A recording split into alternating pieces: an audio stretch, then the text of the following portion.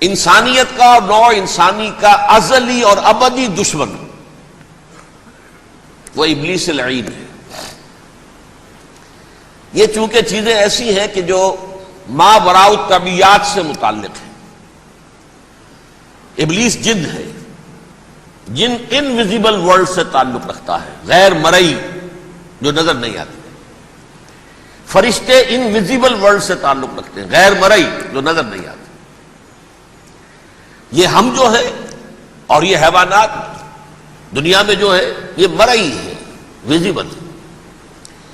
آج کا عام ذہن جو انسان کا بن چکا ہے، سائنٹزم جسے کہا جاتا ہے، سائنسی نقطہ نظر، اس کا عام لوگوں پر بھی اثر یہ ہوا ہے کہ جو انویزیبل ورلڈ ہے اس کی باتوں کی طرف توجہ نہیں کرتے۔ ہاں عقیدہ تو ہے کہ ہے، جن بھی ہے، فرشتے بھی ہیں، لیکن کوئی ان کی اہمیت ہماری نگاہوں میں نہیں ہے۔ ساری نگاہیں مرکوز ہے visible world, physical world. Meta physics کا تو مضمون بھی اب سمجھ رہے ہیں کہ ختم کر دینا چاہیے، یونیورسٹیز سے فلسفے کے ڈپارٹمنٹس ختم ہو رہے ہیں، کیا ضرورت ہے اس کی؟ اصل شے یہ دنیا ہے، یہ عالم ہے، یہ کائنات ہے، یہ مادہ ہے، یہ حیات انسانی، حیات دنیاوی ہے۔ اس پر میرا جو مارکت الارا مضمون تھا 1967 کے جون میں جو چھپا تھا، اسلام کی نشرت ثانیہ کرنے کا اصل کام، کہ جو عہد حاضر کی جو تہذیب ہے اس کے 3 بنیادی اصول کیا ہیں؟ خدا ہے یا نہیں ہے چھوڑو، اس بحث پہ نہ پڑھو، کائنات تو ہے نا، مادہ تو ہے نا، روح کوئی شے ہے یا نہیں ہے کیا پتا، کسی نے دیکھی نہیں آج تک، لہذا اس کے بارے میں گفتگو کا فائدہ کیا، وقت کا سیاہ۔ عالم آخرہ کوئی ہے یا نہیں ہے کیا پتا، کس نے آ کے بتایا مرنے کے بعد، لہذا اس بحث میں نہ پڑھو، یہ عالم دنیا تو ہے نا، اٹس ویری مچ پریزنٹ، لہذا ساری توجہ اس پر صرف کرو۔ تو خدا کے مقابلے میں کائنات پر توجہ، روح کے مقابلے میں مادے اور جسم پر توجہ، حیات اخروی کے مقابلے میں حیات دنیاوی پر توجہ۔ یہ ہے اصل میں کرکس آف دی میٹر، اس تہذیب جدید کا خلاصہ یہ۔ ان جانداروں میں ایک تقسیم ہے، 2 کا تعلق غیر مرئی دنیا سے ہے، انویزیبل ورلڈ سے، فرشتے جو دکھائی نہیں دیتے، ان کی پیدائش ہوئی ہے نور سے۔ دوسرے جنات جو انسانوں سے پہلے پیدا کیے گئے، آدم سے پہلے، وَالْجَانَّ خَلَقْنَاهُ مِن قَبْلُ مِن نَارِ السَّمُومِ، جنات کو تو ہم بہت پہلے پیدا کر چکے تھے آگ کی لو سے، وہ بھی نظر نہیں آتے۔ تیسرے انسان اور اس دنیا میں جتنے بھی حیوانات ہیں، ان کا جو مادہ ہے وہ ارض، یہ زمین ہے، یہ مٹی سے بنے، تراب سے بنے، کرسٹ آف دی ارتھ سے بنے، سیلف، خودی۔ یہ حیوانات میں نہیں ہے، یہ ہے صرف ملائکہ، جنات اور انسان۔ اب یہاں مسئلہ پڑ گیا، بڑا پرپیچ مسئلہ۔ اللہ تعالیٰ نے پہلے حضرت ملائکہ کو پیدا کیا اور انسانی ارواح کو پیدا کیا نور سے، پھر ناگ سے پیدا کیا، نار سے، آگ سے جنات کو، پھر مٹی سے بنایا، آدم کا حیولہ، اس میں روح پھونک دی، اب آدم بن گئے۔ اعلان یہ کر دیا کہ خلافت ارضی جو ہے وہ آدم کو عطا کی جا رہی ہے۔ یہ پیچ پڑ گیا۔ اس پر تھوڑا سا اشکال تو فرشتوں کو بھی ہوا، قرآن میں ہے سورہ بقرہ کے 4 رکوع میں، أَتَجْعَلُ فِيهَا مَن يُفْسِدُ فِيهَا وَيَسْفِكُ الدِّمَاءَ وَنَحْنُ نُسَبِّحُ بِحَمْدِكَ وَنُقَدِّسُ لَكَ۔ پروردگار اس آدم کو تو خلافت دے رہا ہے، زمین کے اندر اختیار دے دے گا، یہ تو فساد کرے گا، کوریزی کرے گا، ہم تیری تسبیح و تحمید میں لگے ہوئے ہیں، جو بھی حکم ہو، ارشاد ہو، ہم بجا لاتے ہیں، تو ضرورت کیا ہے؟ اس کا جواب اللہ نے دیا، انی عالم ما لا تعلمون، میری مشیت، میری حکمت وہ میں ہی جانتا ہوں، ضروری نہیں کہ تم اس کو شیئر کر سکو۔ لیکن یہ جنات میں سے ایک جن تھا عزازیل۔ اب دیکھیے کہ جنات کو ایک قرب حاصل ہے ملائکہ کے ساتھ، کیوں؟ وہ نور سے پیدا کیے گئے، یہ نار سے پیدا کیے، کتنا قرب ہے دونوں میں. انسان پیدا کیا گیا مٹی سے، مٹی انرٹ ہے، آگ بھڑکتی ہے، اوپر اٹھتی ہے، شعلہ زنگ ہوتی ہے، انرجی ہے اس میں. نور اور نار میں بڑا قرب ہے. اور عربی کے ایک قاعدے سے تو یہ ایک ہی لفظ ہے، مادہ ایک ہی ہے، حروف علت جو ہے ایک دوسرے کی جگہ آ جاتی. یہ قرب ہے، اگرچہ زمین و آسمان کا فرق ہے دونوں میں. فرشتہ نور سے پیدا کیا گیا ہے، وہ پاک ہے، وہ اللہ کے کسی حکم کی خلاف ورزی کر ہی نہیں سکتا. لا یعصون اللہ ما امرہم ویفعلون ما یؤمرون. وہ جو بھی اللہ تعالیٰ حکم دیتا ہے اس کی کوئی معصیت یا نافرمانی نہیں کرتے، بلکہ جو حکم لیا جاتا ہے مان لیتے. ذرا سا اشکال ہوا تھا، پوچھ لیا، جواب مل گیا، خاموش ہو گئے بس. لیکن عزازیل نامی ایک جن تھا، جو ایک تو جن ہونے کی نسبت سے فرشتوں سے کچھ نہ کچھ مماثلت تھی، قرب تھا. دوسرے یہ علم میں، زہد میں، عبادت میں اتنا اونچا تھا، اتنا اونچا تھا، اتنا اونچا تھا کہ یہ ملائکہ ہی کے صف میں شامل ہو گیا. اس نے علم بغاوت بلند کر دیا. جب حکم دیا گیا کہ سجدہ کرو آدم کو، فسجد الملائکۃ کلھم اجمعون، سارے کے سارے، کل کے کل، سب نے مل کر سجدہ کیا آدم کو. اللہ کے حکم سے فوراً تعبیل کر دی. الا ابلیس ابا واستکبر وکان من الکافرین. ابلیس نے نہیں کیا، انکار کیا، استکبار کیا، گھمنڈ کیا. اور اس کو سورہ کہف میں بیان کر دیا گیا. یہ اس لیے کہ وہ اصل میں جنات میں سے تھا، اگرچہ شامل تو تھا فرشتوں میں اس وقت. کانا من الجن ففسق عن امر ربہ، وہ اصل میں جنات میں سے تھا، اس وجہ سے وہ اپنے رب کے اس فیصلے کے خلاف کھڑا ہو گیا. سرکشی تھی اس میں.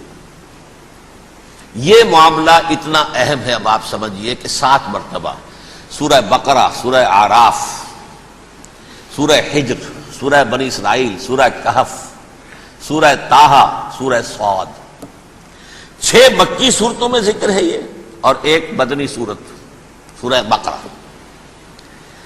ان میں سے اکثر مقامات پر پھر جب اللہ نے کہا کہ اچھا تم نے یہ سرکشی کی ہے اور ہمارے حکم کی خلاف ورزی کی ہے تو یہاں سے نکل جاؤ، دفع ہو جاؤ، تم مردود ہو، مردود ملعون، ان علیک لعنتی الی یوم الدین، اب تجھ پر لعنت رہے گی میری قیامت کے دن تک.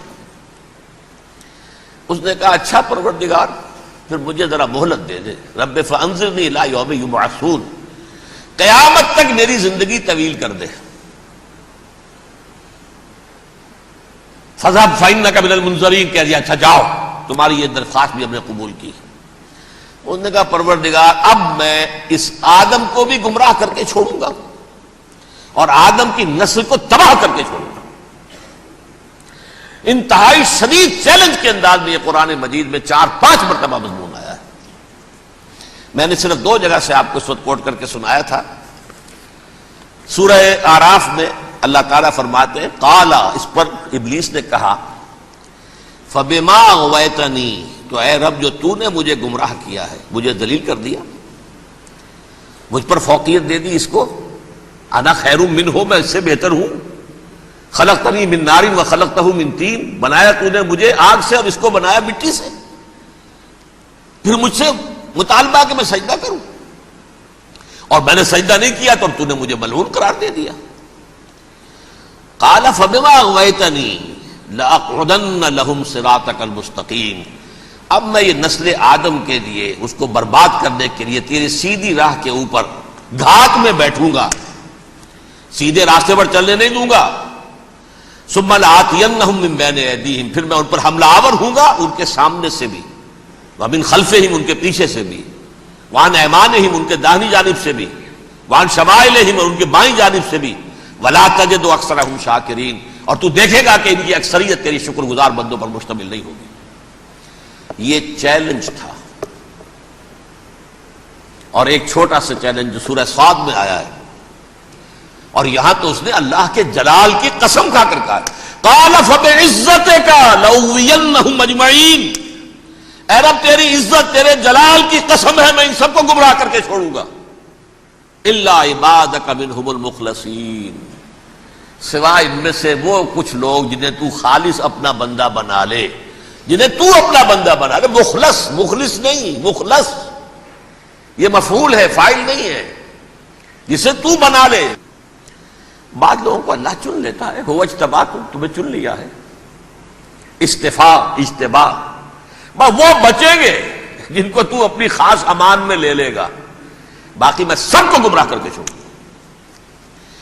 یہ ہے اصل دنیا میں نوع انسانی کا ابدی دشمن، ازلی سے ابدی تک۔ اور اس میں نوٹ کیجئے کہ اس کی اصل بنیاد کیا ہوئی؟ دو لفظ، تکبر اور حسد۔ استکبرا، تکبر کیا، انا خیر منہ، میں اس سے بہتر ہوں۔ یہ ساری بس کی گانٹھ یہی ہے، سب سے بڑی گمراہی کی وجہ یہی ہے۔ اسی لیے کہا ہے حدیث میں، لن يدخل الجنہ من کان فی قلبہ مثقال حبۃ من کبر، جنت میں ہرگز وہ شخص کبھی بھی داخل نہیں ہو سکے گا جس کے دل میں رائے کے دانے کے برابر بھی کبر ہے۔ تکبر سب سے بڑا جرم ہے۔ الکبر ردائی، اللہ فرماتا ہے یہ تکبر، یہ تو میری چادر ہے۔ کوئی شخص تکبر کرتا تو گویا میری چادر گھسیٹ رہا ہے میرے کندھے سے۔ عرب میں کسی شخص کی توہین کرنی ہوتی تھی تو اس کی چادر گھسیٹتے تھے، ننگا کر دیا گویا کہ یہ میری ردائی ہے، الکبر ردائی، یہ میری چادر ہے، یہ جامہ مجھے زیب دیتا ہے، مجھ پر راستہ آتا ہے۔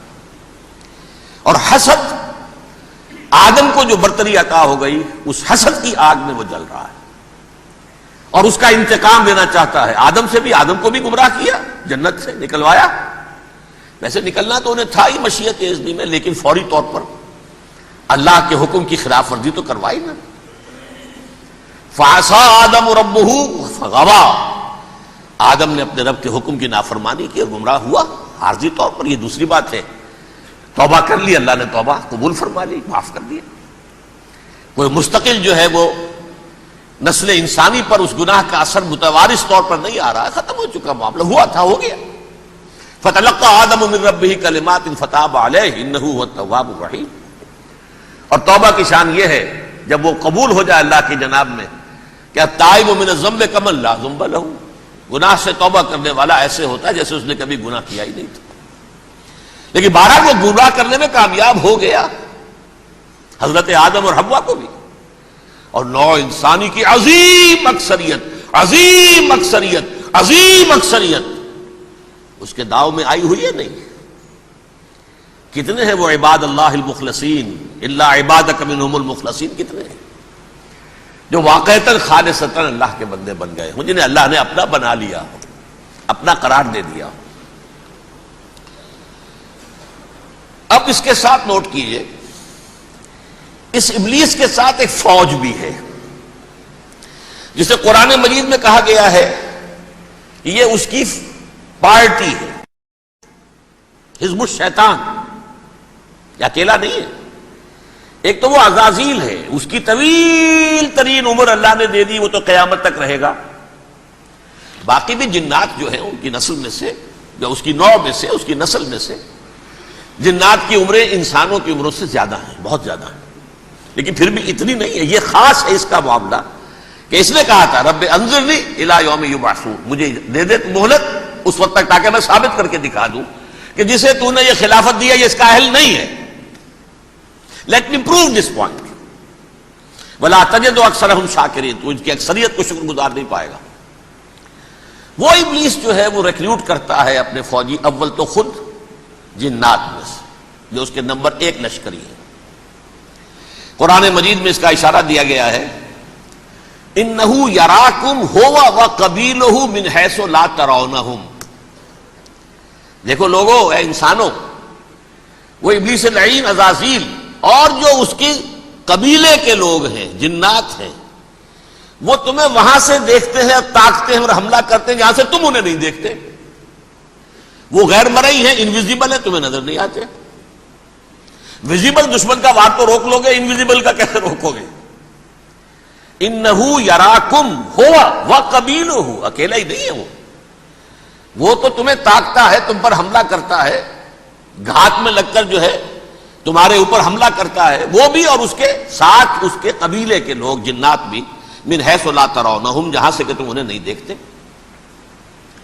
لیکن اس کے علاوہ وہ انسانوں میں سے بھی ریکریوٹ، رنگ روٹ وہ برپا کر، وہ جو ہے ان کو اپنے پاس رکھتا ہے فوج کے اندر، جس کی سب سے بڑی مثال کیا ہے؟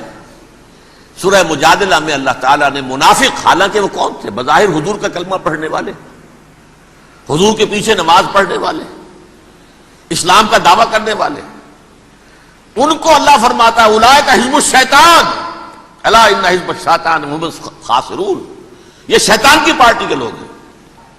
وہاں مقابلے میں آیا ہے اولئک حزب اللہ الا ان حزب اللہ هم المفلحون، یہ دو پارٹیاں ہیں، حزب اللہ اللہ کی پارٹی جو اس کے مخلص بندے ہیں، وہ اللہ کی پارٹی، اور جو شیطان کے مرید بن گئے اس کے ہاتھ پر بیعت کر لی، لہذا وہ اس شیطان کی پارٹی کے لوگ ہیں، چاہے وہ انسان ہو چاہے جن ہو۔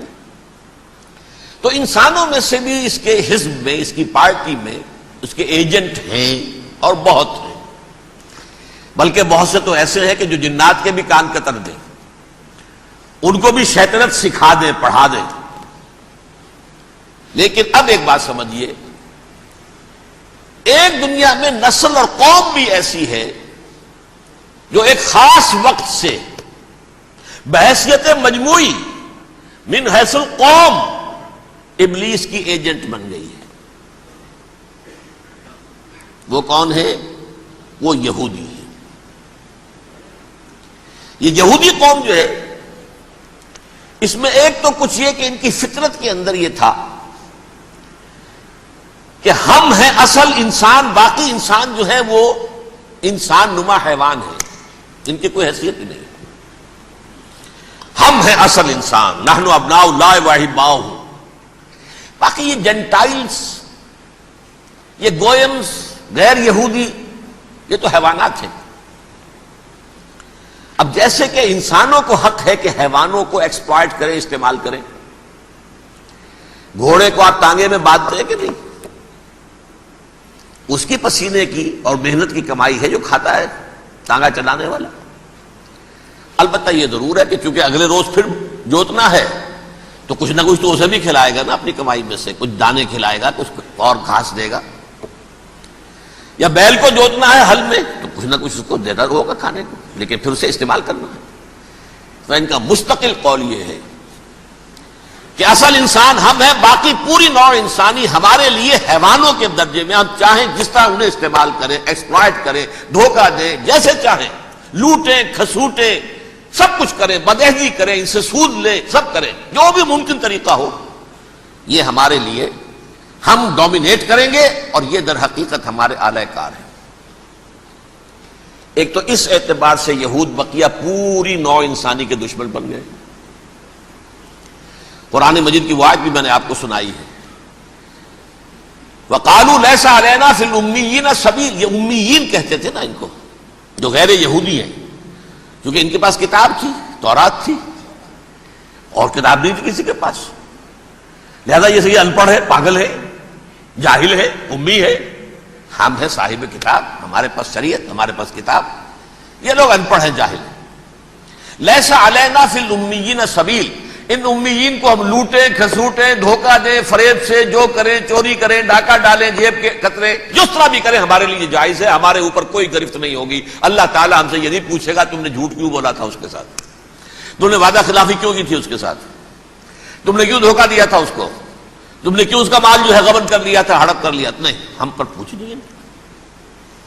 اس اعتبار سے ایک تو یہ انسانیت کی دشمنی ان کی گھٹی میں پڑ گئی، اس غلط خیال کی وجہ سے ہم تو بخشے بخشائے ہیں، we are the chosen people of the Lord, ہمیں تو اللہ اگر جہنم میں داخل بھی کرے گا تو صرف چند دن، لن تمسنا النار الا ایاما معدودات، باقی اصل میں تو ہم تو اللہ کے پسندیدہ، نحن ابناء اللہ واحباؤہ، اس کے بیٹوں کے مانند بڑے چہیتے ہیں، لاڈلے ہیں۔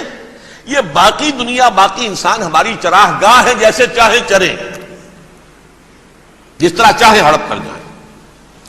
یہ تو ان کا پہلے سے مستقل معاملہ تھا، لیکن اس کے بعد ان کی تاریخ میں ایک دور وہ آیا جب حضرت مسیح علیہ السلام ان میں مبعوث کیے گئے۔ یہ 1400 سالہ تاریخ کا کلائمیکس ہے یہود کی۔ جب کتاب انہیں دی گئی تھی تورات حضرت موسیٰ کے ذریعے، وہ 1400 قبل مسیح کا واقعہ ہے۔ اس وقت سے لے کر اللہ کا وہ فضل ان پر ہوا کہ کوئی ایک لمحہ ایسا نہیں آیا 1400 برس میں کہ ان کے ہاں کوئی نہ کوئی نبی موجود نہ۔ یہ تار ٹوٹا ہی نہیں، 2 سے شروع ہوا، موسیٰ ہارون علیہ السلام، اور 1400 برس کے بعد پھر آخری 2 ہیں، عیسیٰ اور یحییٰ علیہ السلام۔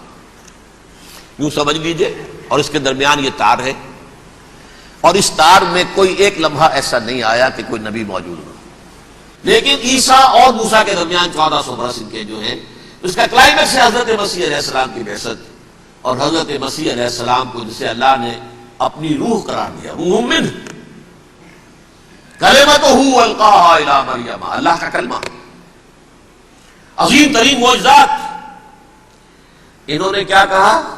یہ ولد الزنا ہے، حرام زادہ ہے، معاذ اللہ، نقل کفر نہ باشد، یہ جادوگر ہے، یہ مرتد ہے، یہ واجب القتل ہے۔ اصل حکومت اس وقت رومیوں کی تھی حکومت، لیکن انہوں نے انہیں آٹونومی دے رکھی تھی، اپنے مذہبی معاملات تم خود طے کر سکتے ہو۔ تو کائفاس جو اس وقت کا ان کا ہیڈ ربائی تھا سب سے بڑا، اس کی عدالت نے فیصلہ کیا مسیح کو سولی چڑھا دیا جائے۔ پائلیٹس پونٹس، اس کے پاس ان کے ازداج پہنچ کے، یہ ہمارا مجرم ہے مذہبی، یہ مرتد ہے، یہ کافر ہے، یہ جادوگر ہے، یہ واجب القتل ہے، اسے قتل کرو، سولی چڑھا دو۔ خیر وہ لمبی بات ہو جائے گی، اس نے تو اپنے ہاتھ دھوئے کہ صاحب ہمارے پاس کوئی جرم نہیں ہے اس کے خلاف، تم کہتے تو ٹھیک ہے سولی چڑھا دیتے۔ یہ دوسری بات ہے کہ اللہ نے حضرت مسیح کو اٹھا لیا آسمان پر، ان کی جگہ وہ شخص سولی چڑھا جس نے غداری کر کے گرفتار کروایا تھا، جوڈاس اسکیریوٹ، اس کی شکل اللہ نے بدل دی حضرت مسیح کی سی، اور حضرت مسیح کو فرشتے اٹھا کے اوپر لے گئے، وہ زندہ آسمان پر اٹھا لیے گئے۔ اور یہ ساری تفاصیل نہ قرآن میں ہے نہ حدیث میں ہے، یہ انجیل میں ہے، لیکن انجیل کون سی؟ برنباس کی انجیل، gospel of the Lord according to Saint Barnabas. یہ حواریین مسیح میں سے تھے، لیکن عیسائی ان کو تسلیم نہیں کرتے، ان کی بائبل کو صحیح نہیں مانتے، کینونیکل نہیں مانتے۔ 100 انجیلیں تھی، 104 تھی، جن میں سے 4 چنی ہیں انہوں نے، یہ متی اور جان اور مرکس مارکس، یہ ہے، تو یہ 4 انجیلیں ہیں، انہوں نے تسلیم کیے کہ یہ کینونیکلز ہیں، یہ تو ہے حقیقی، باقی جو ہے 100 اس کو وہ تسلیم نہیں کرتے۔ ان میں سے ایک ہے یہ برنباس، اس میں یہ تفصیل ہے کہ اللہ تعالیٰ نے اس شخص کی، جیوڈاس کی، یہودا، جیوڈاس اس کو انگریزی میں کہتے ہیں، اس کی شکل بدل دی حضرت مسیح کی سی، وہ گرفتار ہوا، وہ سولی چڑھا۔ وہ غدار تھا، غداری کی سزا اسے ملنی تھی، وہ مل گئی۔ حضرت مسیح کو فرشتے 4 اٹھ رہے ہیں، جس کوٹڑی میں حضرت مسیح مقیم تھے، ایک باغ کے اندر روپوش تھے، اس کی چھت پھٹی ہے، 4 فرشتے آئے ہیں، حضرت مسیح کو اٹھا کر لے گئے ہیں، چھت برابر ہو گئی ہے، اس کے بعد وہ شخص پکڑا گیا۔ بہرحال حضرت مسیح کو اللہ نے اٹھا لیا آسمان۔ لیکن وہ دن ہے کہ اس قوم کو اب مغضوب علیہم قرار دے دیا گیا۔ نوٹ کر دیجئے، اصل میں تو ہونا یہ چاہیے تھا کہ رسول کی جان کے در پہ جب کوئی امت ہو جاتی تھی تو اللہ کا قاعدہ یہ تھا کہ اس امت کو نسیہ منسیہ کر لیا جائے۔ حضرت نوح کی قوم کو ختم کیا یا نہیں؟ حضرت ہود کی نگاہوں کے سامنے قوم عاد برباد کی گئی یا نہیں؟ حضرت صالح کی نگاہوں کے سامنے قوم سمود برباد ہوئی، یہ اللہ کا قاعدہ رہا۔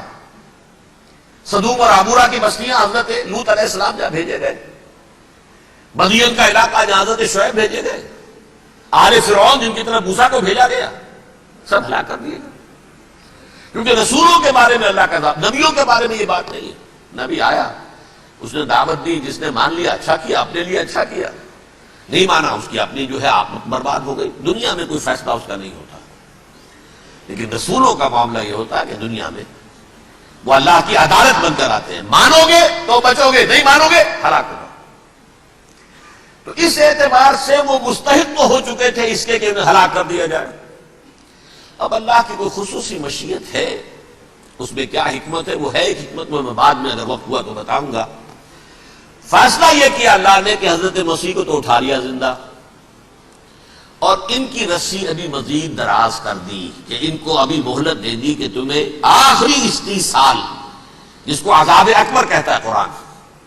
سورہ سجدہ جو حضور ہر جمعے کی پہلی رکعت میں فجر میں پڑھتے تھے، وَلَنُذِيقَنَّهُم مِّنَ الْعَذَابِ الْأَدْنَىٰ دُونَ الْعَذَابِ الْأَكْبَرِ لَعَلَّهُمْ يَرْجِعُونَ، چھوٹے چھوٹے عذاب اور ایک بڑا عذاب، جبکہ قوم بالکل برباد، نسیم منسیہ، کأن لم یغنوا فیہا، ایسے ہو جائیں جیسے کوئی تھے ہی نہیں آبادیاں، لا یرا الا مساکنہم، اب ان کے مسکن نظر آتے ہیں، مکین نظر نہیں آتے۔ یہ عذاب اکبر جو ہے وہ ان پر نہیں آیا، حالانکہ وہ مستحق ہو گئے تھے اسی وقت۔ اس کو یوں سمجھیے کہ کسی شخص کو پھانسی کا حکم تو ہو جائے، ایگزیکیوشن نہیں ہوتا ہے، کئی سال گزر جاتے ہیں پڑے ہوئے اور معاملات جو ہیں وہ چلتے رہتے ہیں۔ یہ معاملہ ہوا اس کے ساتھ، ورنہ یہ مستحق ہو چکے تھے آخری بربادی تباہی کے، عذاب استیصال، جڑ سے کاٹ دینے والا عذاب، وہ آ سکتا تھا ان پر اسی وقت، لیکن اللہ نے ان کی مہلت دراز کی ہے۔ لیکن اس کے بعد اللہ نے ان کو ایک اور موقع دیا۔ 600 برس بعد حضرت مسیح کے محمد الرسول اللہ صلی اللہ علیہ وسلم کی بعثت ہوئی، اور یہ میں سمجھتا ہوں کہ اس قوم پر اللہ کا اتنا بڑا فضل تھا، اتنا بڑا فضل تھا، اتنا بڑا فضل تھا۔ اب پھر ایک موقع دیا، عسیٰ ربکم ان یرحمکم وان عدتم عدنا، دیکھو اب بھی تمہیں ہم ایک موقع دے رہے ہیں، تمہارا رب تمہارے اوپر اب بھی فضل کرنے کو تیار ہے، رحم فرمانے کو تیار ہے۔ ان ھذا القرآن یہدی للتی ہی اقوم، اس قرآن کے سائے میں آ جاؤ، یہ شاہدرا ہے ہدایت میں آنے کا، اس میں داخل ہو جاؤ، محمد کی تصدیق کرو صلی اللہ علیہ وسلم، دامن محمدی میں آ جاؤ، اب بھی ہم تمہارے گناہ بخش دیں۔ لیکن نہیں، اس قوم نے حضرت محمد صلی اللہ علیہ وسلم کی دشمنی کی کمر کس لی، اور اب یوں سمجھیے اس تاریخ سے لے کر آج تک یہ گٹھ جوڑ ہے۔ ظاہر بات ہے کہ ابلیس کا بھی اصل دشمن اب کون ہے، یا ہدف کون ہے، ٹارگٹ کون ہے؟ جنہوں نے محمد کو نہیں مانا صلی اللہ، وہ تو ہے ہی جہنمی، ان پر کوئی اور محنت کرنے کی ضرورت کیا ہے؟ سمجھ رہے میری بات؟ حضور کی بعثت کے بعد جنہیں حضور کو رد کر دیا، ان پر ایمان نہیں لائے، وہ کون ہے؟ کافر، وہ جہنمی ہے ہی ہے، لہذا اس کے اوپر کوئی محنت صرف کرنے کی ابلیس کو ضرورت نہیں، اس کا اصل ٹارگٹ امت محمد ہے صلی اللہ علیہ وسلم۔ وہ ساری نوع انسانی کی دشمنی اب آ کر مرکوز ہو گئی ہے امت محمد صلی اللہ علیہ وسلم کی دشمنی پر۔ اور اسی طرح یہود کا معاملہ، اگرچہ ویسے پوری نوع انسانی کے دشمن ہیں، انہیں حیوان سمجھتے، ان کی جان مال اپنے لیے مباح سمجھتے ہیں، جس طرح چاہے لوٹے کھسوٹے کھائے پیے انہیں، لیکن اب ان کی بھی دشمنی کا سب سے بڑا مرکز امت محمد۔ کیوں؟ وہی تکبر اور حسد، وہی بیماریاں۔ انہیں تکبر یہ ہو گیا تھا کہ 2000 سال سے یہ نبوت ہماری میراث، ہماری جاگیر، بنو اسرائیل کے اندر سینکڑوں نبی آئے، 3 کتابیں اللہ نے ہمیں عطا کی، یہ کہاں سے آ گیا محمد صلی اللہ علیہ وسلم؟ معاذ اللہ ثم معاذ اللہ، یہ امیین میں سے، یہ جنٹائلز میں سے، یہ گوئلز میں سے، یہ حقیر ان پڑھ، کہاں ہم کہاں یہ نہیں تسلیم کریں گے۔ حالانکہ قرآن کہتا ہے یعرفونہ کما یعرفون ابناہم، ان کے علماء ایسے پہچانتے تھے حضور کو جیسے اپنے بیٹوں کو پہچانتے ہیں کہ یہ آخری نبی ہے، لیکن تکبر اور حسد کی آگ میں جل اٹھے۔ اب ان کے بھی دشمنی کس سے ہے؟ محمد اور امت محمد صلی اللہ علیہ وسلم۔ یہ گٹھ جوڑ ہے۔ اب دیکھیے، یہ ہے میری گفتگو کا اب تک کی گفتگو کا حاصل، یہ گٹھ جوڑ، ایک غیر مرئی دنیا، انویزیبل دنیا کا ابلیس لعین اور جنات میں سے اس کے لشکری فوج، انسانوں میں سے ویسے تو اور بھی بہت جگہ اس کے ایجنٹ ہے، مسلمانوں میں بھی ہے، لیکن بحیثیت قوم، بحیثیت مجموعی، ایک پوری قوم، ایک پوری نسل جو ہے اس کے ساتھ گٹھ جوڑ ہے۔ ان دونوں کی گٹھ جوڑی کے ساتھ یہ دشمن دون ہیں انسانیت کے، پہلا دشمن ابلیس لعین، عزازیل لعین، اور دوسرے دشمن یہود ملعون۔ اب میں آپ کو ذرا اس جو انسانوں میں سے انسان دشمنی کا جن کا سب سے بڑا رول ہے. میں ان کی 2000 سالہ تاریخ کا آپ کے سامنے نقشہ رکھنا چاہتا ہوں. لیکن ان پر دنیاوی عذاب کا ایک کوڑا جو ہے اللہ تعالی کی طرف سے اسی وقت برسا. دنیاوی عذاب دنیا میں رہتے ہوئے ختم نہیں کیا گیا. 37 برس بعد حضرت مسیح کے رفع سماوی کے 37 برس بعد سن 70 میں یہودیوں نے بغاوت کی رومیوں کے خلاف. رومی ٹائٹس جنرل تھا ایک, اس نے پھر جو حملہ کیا ہے 1,33,000 یہودی ایک دن میں قتل کیا یروشلم میں, اور ہیکل سلیمانی گرا دیا. وہ ہیکل پہلے بھی گرا تھا, پہلے 1400 سال کے دوران میں بھی نبوکڈنضر نے گرایا تھا, لیکن پھر اس کے 150 سال بعد انہوں نے دوبارہ بنا لیا تھا, اس لیے وہ اسے سیکنڈ ٹیمپل کہتے ہیں. پہلا ٹیمپل جو حضرت سلیمان نے بنایا تھا نبوکڈنضر نے گرا دیا 587 قبل مسیح میں, پھر دوبارہ انہوں نے 150 سال کے بعد بنا لیا. وہ اس تاریخ کا حصہ ہے, میں نے جس کے بارے میں آپ کو تفصیل نہیں بتائی. اس میں یہ ہوا سن 70 میں وہ گرا دیا گیا, وہ آج تک گرا پڑا ہوا ہے. نمبر 2 یہ کہہ دیا گیا کہ یہودیوں اس ارض فلسطین سے نکل جاؤ, تم یہاں نہیں رہ سکتے اب. لہذا جس کا جہاں سینگ سمایا چلا گیا.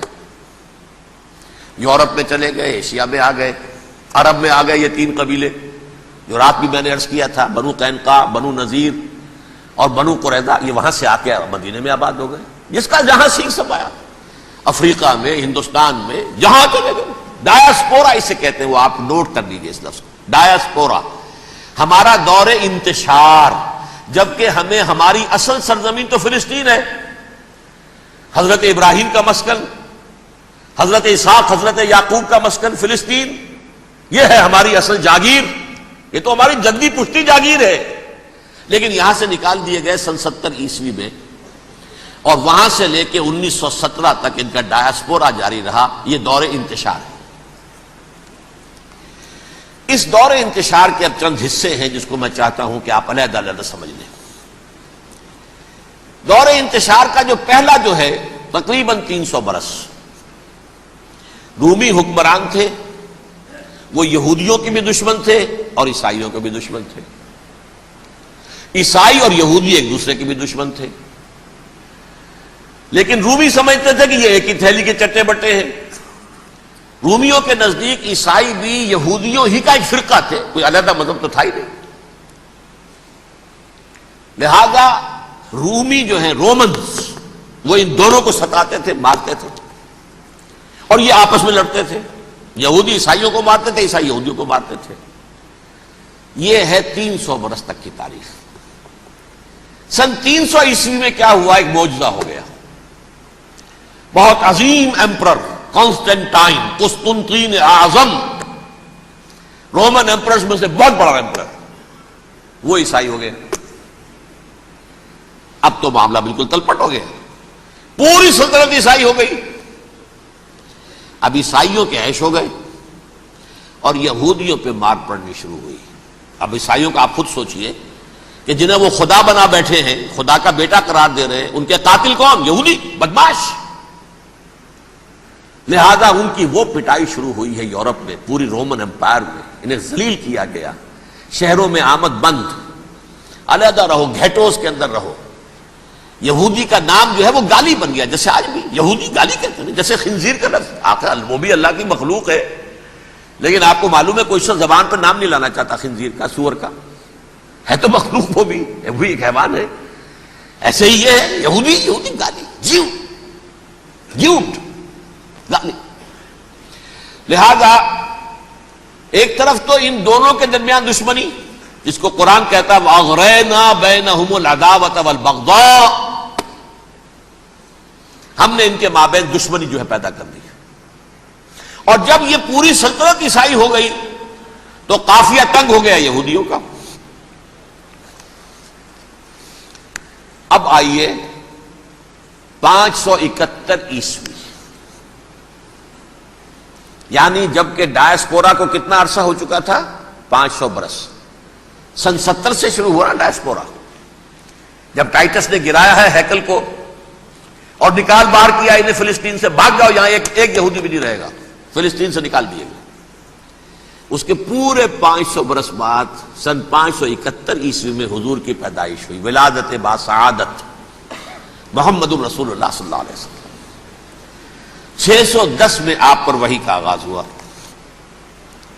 لیکن حضور کے ساتھ ان کا معاملہ کیا رہا؟ اول تو جبکہ حضور ابھی مکے ہی میں تھے، یہودیوں نے ریشہ دوانیاں شروع کر دی حضور کے خلاف۔ قریش مکہ کو سکھاتے تھے، پڑھاتے تھے، ان سے یہ پوچھو، ان سے یہ پوچھو، انہیں اس طرح تنگ کرو، ان سے یہ امتحان لو، یہ آپ کے علم میں ہے۔ سورہ بنی اسرائیل میں، سورہ کہف میں وہ سوالات، جو امتحانی سوالات آئے تھے، ذوالقرنین کون تھا، اصحاب کہف کون تھے، تم رسول بنے پھرتے ہو تو بتاؤ، اور یہ روح کی حقیقت کیا بتاؤ۔ یہ ساری ریشہ دوانیاں کر رہے تھے بیٹھے ہوئے، ابھی وہیں پر، حضور ابھی پہنچے بھی نہیں۔ ہجرت فرما کر حضور تشریف لے آئے تو حضور نے، جسے ماسٹر سٹروک کہا جائے گا، یعنی اسٹیٹس مین شپ کا ماسٹر سٹروک، آپ نے مدینے میں آتے یہودیوں کے ساتھ پیکٹ کر دیا، جوائنٹ ڈیفنس پیکٹ آف مدینہ، کہ اگر مکے والے ہم پر حملہ کریں گے تو ہم مل جل کر ایک قوم کی حیثیت سے مقابلہ کریں گے۔ یہ میثاق مدینہ کہلاتا ہے، جس کے بہت غلط معنی پہنائے جا رہے ہیں آج کل۔ بہرحال میں موضوع میرا چونکہ یہ نہیں، میں ادھر نہیں جاؤں گا، لیکن ہوا کیا، ہر مرتبہ یہ خیانت کے مرتکب ہوئے، ان نے جو عہد کیے تھے ان سے پھرے، اندر ہی اندر سازش، ریشہ دوانی، حضور کی بدترین دشمنی۔ سورہ نساء کی آیت نمبر 12 میں، 14 میں، 13 میں فرمایا ہے، لا تزال تطلع علی خائنۃ منہم، اے نبی ہمیشہ آپ کے علم میں ان کی طرف سے خیانتیں، بددیانتیاں آتی رہیں گی، اور بار بار وہ مسلسل جنگ کی آگ بھڑکاتے تھے، قریش کو دعوت دیتے، آؤ آؤ آؤ، ہم اندر سے بغاوت کر دیں گے، تم آؤ تو صحیح، ختم کریں محمد کو اور اہل ایمان کو صلی اللہ علیہ وسلم ورضی اللہ تعالی عنہم اجمعین۔ لیکن پھر جب وہ آتے تھے تو یہ دبک جاتے تھے، ان میں ہمت نہیں تھی، میدان کے مرد نہیں رہے تھے۔ یہ سورہ حشر میں ان کا نقشہ کھینچا گیا ہے، کھلے میدان میں مقابلے کی اس کے اندر صلاحیت ہی نہیں ہے۔ یہ تو فصیلوں کے پیچھے سے، جیسے عورتیں کہیں دیہات میں لڑائی ہوتی ہے تو مرد جو ہے گلیوں میں لڑتے ہیں، عورتیں اوپر سے پتھر پھینکتی ہیں، بس وہ کام یہ کر سکتے تھے، من ورائے جدر، فصیلوں کے پیچھے سے، جنگ میں میدان میں نہیں آ سکتے۔ بہرحال قرآن مجید میں ہے یہ، سورہ مائدہ کی آیت نمبر 64، کلما اوقدوا نارا للحرب اطفاها اللہ، اکثر و بیشتر مواقع پر تو یہ جب آگ بھڑکاتے تھے جنگ کی، اللہ اسے بجھا دیتا تھا۔ لیکن بہرحال اس کے باوجود جنگیں ہوئی، غزوہ بدر، غزوہ احد ہوئی کہ نہیں، یہ ساری اس اصل شرارت ہوئی، اور اس کے نتیجے میں حضور نے پھر ایک ایک کر کے 3 قبیلوں کو سزا دی۔ غزوہ بدر کے فوراً بعد بنو قینقاع نکالے گئے مدینے سے، غزوہ احد کے فوراً بعد بنو نذیر نکالے گئے، اور غزوہ احزاب کے بعد بنو قریظہ نکال دیے گئے۔ یہ تو میں نے آپ کے سامنے رکھ دیا صرف حضور کے زمانے میں ان کا کیا رویہ رہا، دشمنی۔ رات بھی ہم نے وہ آیت پڑھی تھی، لَتَجِدَنَّ أَشَدَّ النَّاسِ عَدَاوَةً لِلَّذِينَ آمَنُوا الْيَهُودُ وَالَّذِينَ أَشْرَكُوا، اہل ایمان کی دشمنی میں شدید ترین تم پاؤ گے یہودیوں کو اور مشرکین، مشرکین بھی بعد میں ہے، پہلے یہودی۔ حضور کے بعد کیا ہوا اب یہ نوٹ کیجئے، یہ ان کی تاریخ کا دوسرا دور۔ حضرت عمر رضی اللہ تعالی عنہ کا عہد خلافت ہے، بیت المقدس کا محاصرہ کیا گیا، فصیل بڑی اونچی، شہر اندر سے سیلف سفیشینٹ، حملے کا راستہ کوئی نہیں، محاصرہ طول کھینچ رہا ہے، لیکن ان کے پاس رسد بھی موجود ہے، پانی بھی موجود ہے، وہ دروازے بند کر کے بیٹھے ہوئے۔ بالآخر اللہ تعالیٰ کی مشیت کا ظہور کیسے ہوا، ان کے کچھ علماء آئے فصیل پر، کہا دیکھو مسلمانوں، تم قیامت تک بھی یہاں پڑے رہو گے محاصرہ کر کے، ہمارا یہ شہر فتح نہیں ہوگا۔ ہاں ایک درویش بادشاہ کے ہاتھوں یہ شہر فتح ہونا ہے، لیکن تمہارے اندر ہمیں وہ نظر نہیں آ رہا۔ ابو عبیدہ بن الجراح رضی اللہ تعالی عنہ، امین هذه الامہ، ان کا فوراً ذہن گیا، وہ درویش بادشاہ مدینے میں بیٹھا ہوا ہے، عمر رضی اللہ تعالیٰ سے انہوں نے کھڑے ہو کر نشانیاں دیکھی ہیں، اپنی کتابیں کھولی، ہاں یہ وہی ہے، اچھا لو جی سرنڈر، شہر تمہارے ہاتھ میں۔ خون کا ایک قطرہ نہیں بہا اور بیت المقدس فتح ہو گیا۔ لیکن اس وقت حضرت عمر نے ایک نرمی یہ کی کہ یہودیوں کے لیے بھی اسے اوپن سٹی قرار دے دیا۔ یہ احسان عظیم حضرت عمر کا، اس سے پہلے یہودی آ ہی نہیں سکتا تھا، داخل ہی نہیں ہو سکتا تھا، وہاں وہ آ کر وزٹ نہیں کر سکتا تھا، زیارت نہیں کر سکتا تھا اپنے مقدس مقامات کی۔ حضرت عمر نے یوں سمجھیے کہ تقریباً 550 برس کے بعد ان کے لیے راستہ کھولا ہے کہ ہاں تم آ سکتے ہو، زیارت کر سکتے ہو۔ لیکن یہ عیسائیوں نے لکھوایا معاہدے کے اندر، انہیں یہاں آپ آباد ہونے کی اجازت نہیں دیں گے، لیکن کم وزٹ دی پلیسز، دیکھیں زیارتیں کریں اور جائیں۔ یہ معاہدہ حضرت عمر کا ہے رضی اللہ تعالیٰ، جو پھر خلافت راشدہ کے بعد بنو امیہ نے بھی اس کو آنر کیا، بنو عباس نے کیا، پھر جو ہمارے یہ ترکوں میں اندر خلافت آئی تو ترک خلفاء نے بھی اس معاہدے کی پوری پابندی کی۔ فلسطین میں آ سکتے ہیں یہودی، صرف زائرین کی حیثیت سے، وہاں آباد نہیں ہو سکتے۔ اب آئیے اگلا دور آیا حضرت عثمان کا دور خلافت۔ یہ ہے وہ وقت کہ اب یہود نے امت مسلمہ کی پیٹھ میں چھرا گھونپا۔ وہ کیسے؟ ایک یہودی عبداللہ ابن سبا اسلام کا لبادہ اوڑھ کر آ گیا، معاشرے کا جائزہ لے لیا، ان میں بنو ہاشم اور بنو امیہ میں جو پرانی کشاکش تھی اس کے کچھ نہ کچھ جراثیم باقی ہیں، اگر ان کو ذرا بھڑکا دے تو مسلمانوں میں انتشار پیدا ہو جائے۔ کہا یہ عثمان کون ہے؟ یہ تو بنو امیہ میں سے ہے، یہ حق تو بنو ہاشم کا ہے، خلافت ان کے پاس ہونی چاہیے، محمد کے تو رشتہ دار وہ ہے صلی اللہ علیہ وسلم۔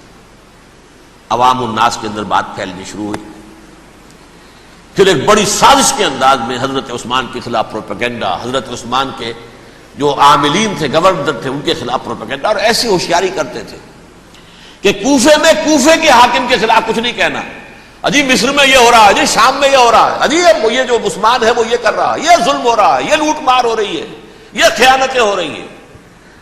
اب نہ تو اس زمانے میں مینز آف کمیونیکیشن، کیسے تصدیق کریں؟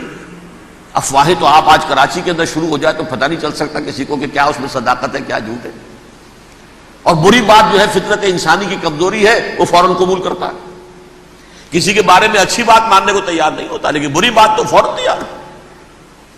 بہرحال یہ فتنہ انہوں نے اٹھایا، حضرت علی کی الوہیت کا فتنہ اٹھایا، حضرت عثمان کے خلاف الفتنۃ الکبریٰ برپا کیا، حضرت عثمان شہید ہوئے، اس کے بعد 5 برس تک مسلمان ایک دوسرے کی گردنیں کاٹتے رہے، باہمی خانہ جنگی ہوئی، امت کو وہ زخم لگایا ہے جو آج تک جس سے خون رس رہا ہے۔ یہ شیعان عثمان اور شیعان علی تھے جو بعد میں پھر سنی اور شیعہ ہو اور آج تک ہیں۔ فتنہ کس نے جگایا؟ ایک عبداللہ ابن سبا یہودی اور اس کے کارندے، شیطان کا ایجنٹ، اور انسانوں میں سے بھی اس کے جو بھی حواریین تھے اور شیطانوں کے اندر سے بھی تھے، انہوں نے بھی اس آگ کو بھڑکایا۔ یہ آپ سوچ لیجئے کہ یہ کس نے وہ زخم لگایا؟ یہودی۔ اگلا دور آیا، خلافت راشدہ ختم ہوئی، بنو امیہ کا بھی دور کافی گزر گیا۔ طارق ابن زیاد 712 عیسوی میں حملہ کرتے ہیں اسپین پر۔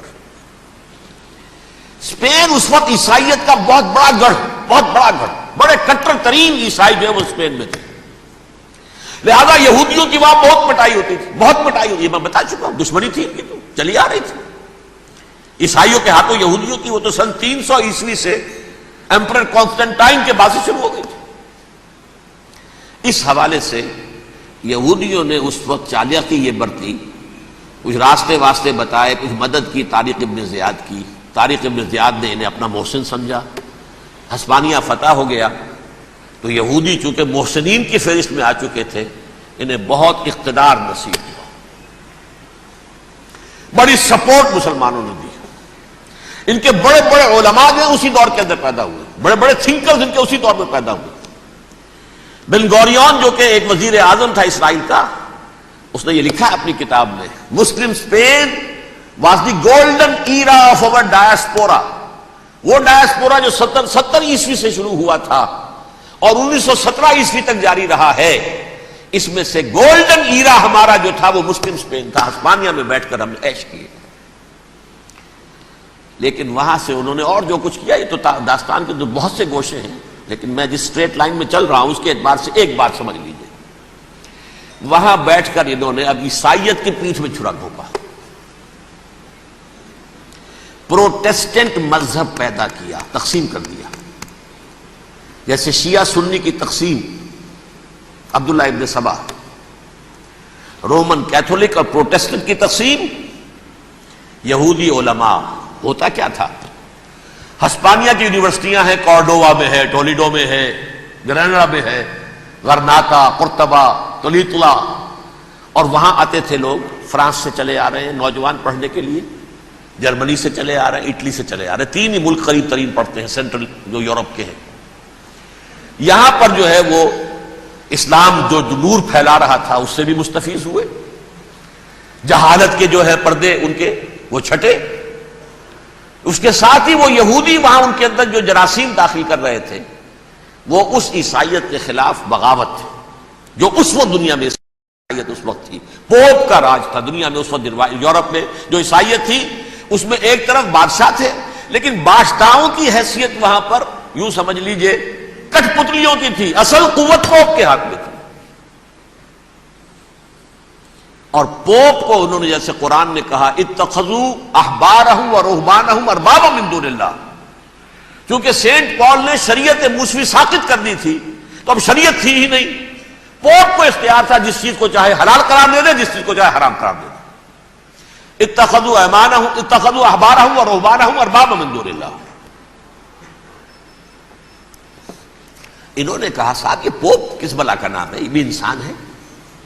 بات تو ٹھیک تھی نا، اصل حیثیت تو کتاب کی ہونی چاہیے نا، ڈیوائن بک، دی ریویلڈ اسکرپچر. لہذا اور یہ کتاب ہر شخص پڑھ سکتا ہے. کوئی پوپ کے باپ کو جو ہے کوئی اس کے لیے پروپرائٹری رائٹس تو نہیں ہے کہ صرف پوپ پڑھ سکتا ہے یا پادری پڑھ سکتے ہیں. ہم بھی پڑھ سکتے ہیں، ہم بھی سمجھ سکتے ہیں. یہ باتیں تھی کہ جن کو بڑھا چڑھا کر بیان کر کے اور پوپ کا اقتدار ختم کرا دیا اور توجہ مرکوز کر دی بائبل کی طرف. اب بائبل میں بڑا حصہ تو اولڈ ٹیسٹامنٹ کا ہے. نتیجہ کیا ہوا؟ یہود کی عظمت پروٹیسٹنٹس کے نزدیک مسلم ہو گئی. اصل قوم تو یہ ہے. وہ دشمنی بدلی کہ نہیں بدلی؟ موسیٰ کے امتی یہ ہے، تورات موسیٰ کو دی گئی، ابراہیم کی نسل یہ ہے. لہذا وہ جو دشمنی تھی، جو عداوت تھی کہ ہمارے خدا کو سوری چڑھانے والے ہیں یہ بدماش، اس کا ازالہ ہوا. اس پروٹیسٹنٹ مذہب کے نتیجے میں یہ میں اب آپ کو بتاتا ہوں کہ ایک نتیجہ وہ نکلا ہے جسے برٹرنڈ رسل نے بیان کیا ہے. اس کی کتاب ہے ان پریز آف آئیڈلنس، صفحہ 108. وہ لکھتا ہے the Christians retaining the Judaic belief in special revelation added to it the Roman desire for worldwide domination and the Greek taste for metaphysical subtleties. The combination produced the most fiercely persecuting religion that the world has yet known. یہ 3 چیزیں آ کر عیسائیت میں مل گئی. ایک تو جب یہ اولڈ ٹیسٹامنٹ جو ہے وہ ان کے ہاتھ میں آ گئی، اور اس کے میں کچھ آپ کو بتا دیتا ہوں کہ اولڈ ٹیسٹامنٹ کی تعلیمات، کیونکہ یہ اولڈ ٹیسٹامنٹ جو ہے یہ محرف تھی. اصل تورات تو گم ہو گئی تھی 587 قبل مسیح میں، جب پہلی مرتبہ ہیکل جو ہے تباہ ہوا ہے اس وقت ختم ہو گئی تھی. اس کے کوئی 150 سال کے بعد انہوں نے یادداشتوں سے مرتب کر کے لکھی ہے. اب اس میں ان کے اپنے خیالات، اپنے امانی، اپنی توجیحات وہ شامل ہو گئی. لہذا آپ ذرا میں آپ کو حوالے دیتا ہوں اس کتاب کے اندر مظالم کی جو تعلیم دی گئی ہے. اہل کتاب نے اپنے مظالم قتل عام کے جواز کے لیے تورات میں تبدیلیاں کی اور پیغمبروں پر دہشت ناکی اور بدترین حرام کاری کے الزامات لگائے. سنیے، پہلا حوالہ ہے یہ گنتی باب 31 آیات 17-18. اس لیے ان بچوں میں جتنے لڑکے ہیں سب کو مار ڈالو، اور جتنی عورتیں مرد کا منہ دیکھ چکی ہیں ان کو بھی قتل کر ڈالو، لیکن ان لڑکیوں کو جو مرد سے واقف نہیں اور اچھوتی ہیں اپنے لیے زندہ رکھو. یہ کسی اللہ کی کتاب کا یہ جملہ ہو سکتا ہے؟ کسی ریویل بک کا؟ اور سنیے، یہ ہے استثناء ڈیٹرانومی باب 20 آیت 16-18. پر ان قوموں کے شہروں میں جن کو خداوند تیرا خدا میراث کے طور پر تجھ کو دیتا ہے، کسی ذی نفس کو جیتا نہ بچا رکھنا، جیسا خداوند تیرے خدا نے تجھ کو حکم دیا بالکل نیست کر دینا. مرد، عورتیں، بچے، بوڑھے سب ختم. یہ کتاب مقدس ہے. اور سنیے، سیموئیل باب 27 آیت نمبر 9. اور داؤد نے اس سرزمین کو تباہ کر ڈالا اور عورت مرد کسی کو جیتا نہ چھوڑا. نمبر 4، ان سب آباد شہروں کو ماں، عورتوں اور بچوں کے بالکل نابود کر ڈالا. کتاب استثناء باب 3 آیت 6. یہ ہے جو کہہ رہا ہے برٹرنڈ رسل، کرسچینٹی میں آ کر بھی 3 چیزیں شامل ہو گئی. ایک تو یہ باربیرین یہ تعلیم جو ہے، اور یہ مذہب کے نام پہ تعلیم، یہ کتاب مقدس کی تعلیم. نمبر 2، رومنز کے اندر جو ایک تمنا تھی ورلڈ ڈومینیشن کی، وہ عیسائیت کے اندر آ گئی. اس لیے کہ پوری رومن امپائر جو ہے عیسائی ہو گئی، تو اسے وراثت کے اندر ورلڈ ڈومینیشن کی جو ایک تمنا تھی وہ مل گئی. اور پھر یہ کہ انہوں نے جو توہمات تھے یونانیوں کے، ان کو بھی اپنے ہاں مختلف شکلوں کے اندر جمع کر لیا. ان 3 چیزوں کا the combination produced the most fiercely persecuting religion that the world has yet known. اس کے نتیجے میں دنیا میں تاریخ انسانیت کے اندر جو بدترین خوخار ترین مذہب ہو سکتا ہے وہ شکل عیسائیت نے اختیار کی. اور اس کا مظہر عتم کیا تھا؟ نوٹ کیجئے، صلیبی جنگیں. ایک بات ٹائم ٹیبل کے اعتبار سے نوٹ کر لیجئے گا. فرسٹ ملینیم ختم ہوا، سیکنڈ شروع ہوا. ان کے 1000 سال ختم ہوئے تو 11ویں صدی میں سیکنڈ ملینیم شروع ہوا، تو پہلی صلیبی جنگیں ہوئی. لاکھوں مسلمان قتل کیے گئے. صرف یروشلم کے اندر اتنا خون بہایا ہے کہ خود ان کے ہسٹورینز لکھتے ہیں کہ جب ان صلیبیوں نے جب گھوڑوں کے ساتھ وہ چل رہے تھے گلیوں میں، تو ان کے گھوڑوں کے گھٹنوں تک خون کی ندی بہ رہی تھی. جہاں سے گزرے ختم کرتے چلے گئے، آبادیاں کی آبادیاں ختم کر دی. اگرچہ اس کروسیڈ میں گیہوں کے ساتھ گھن بھی پسا، یہودی بھی بہت مارے گئے. یہ فرانس سے، جرمنی سے جب یہ کروسیڈرز آ رہے تھے، 3000 میل کا سفر طے کر کے آئے تھے. سوچئے تو صحیح.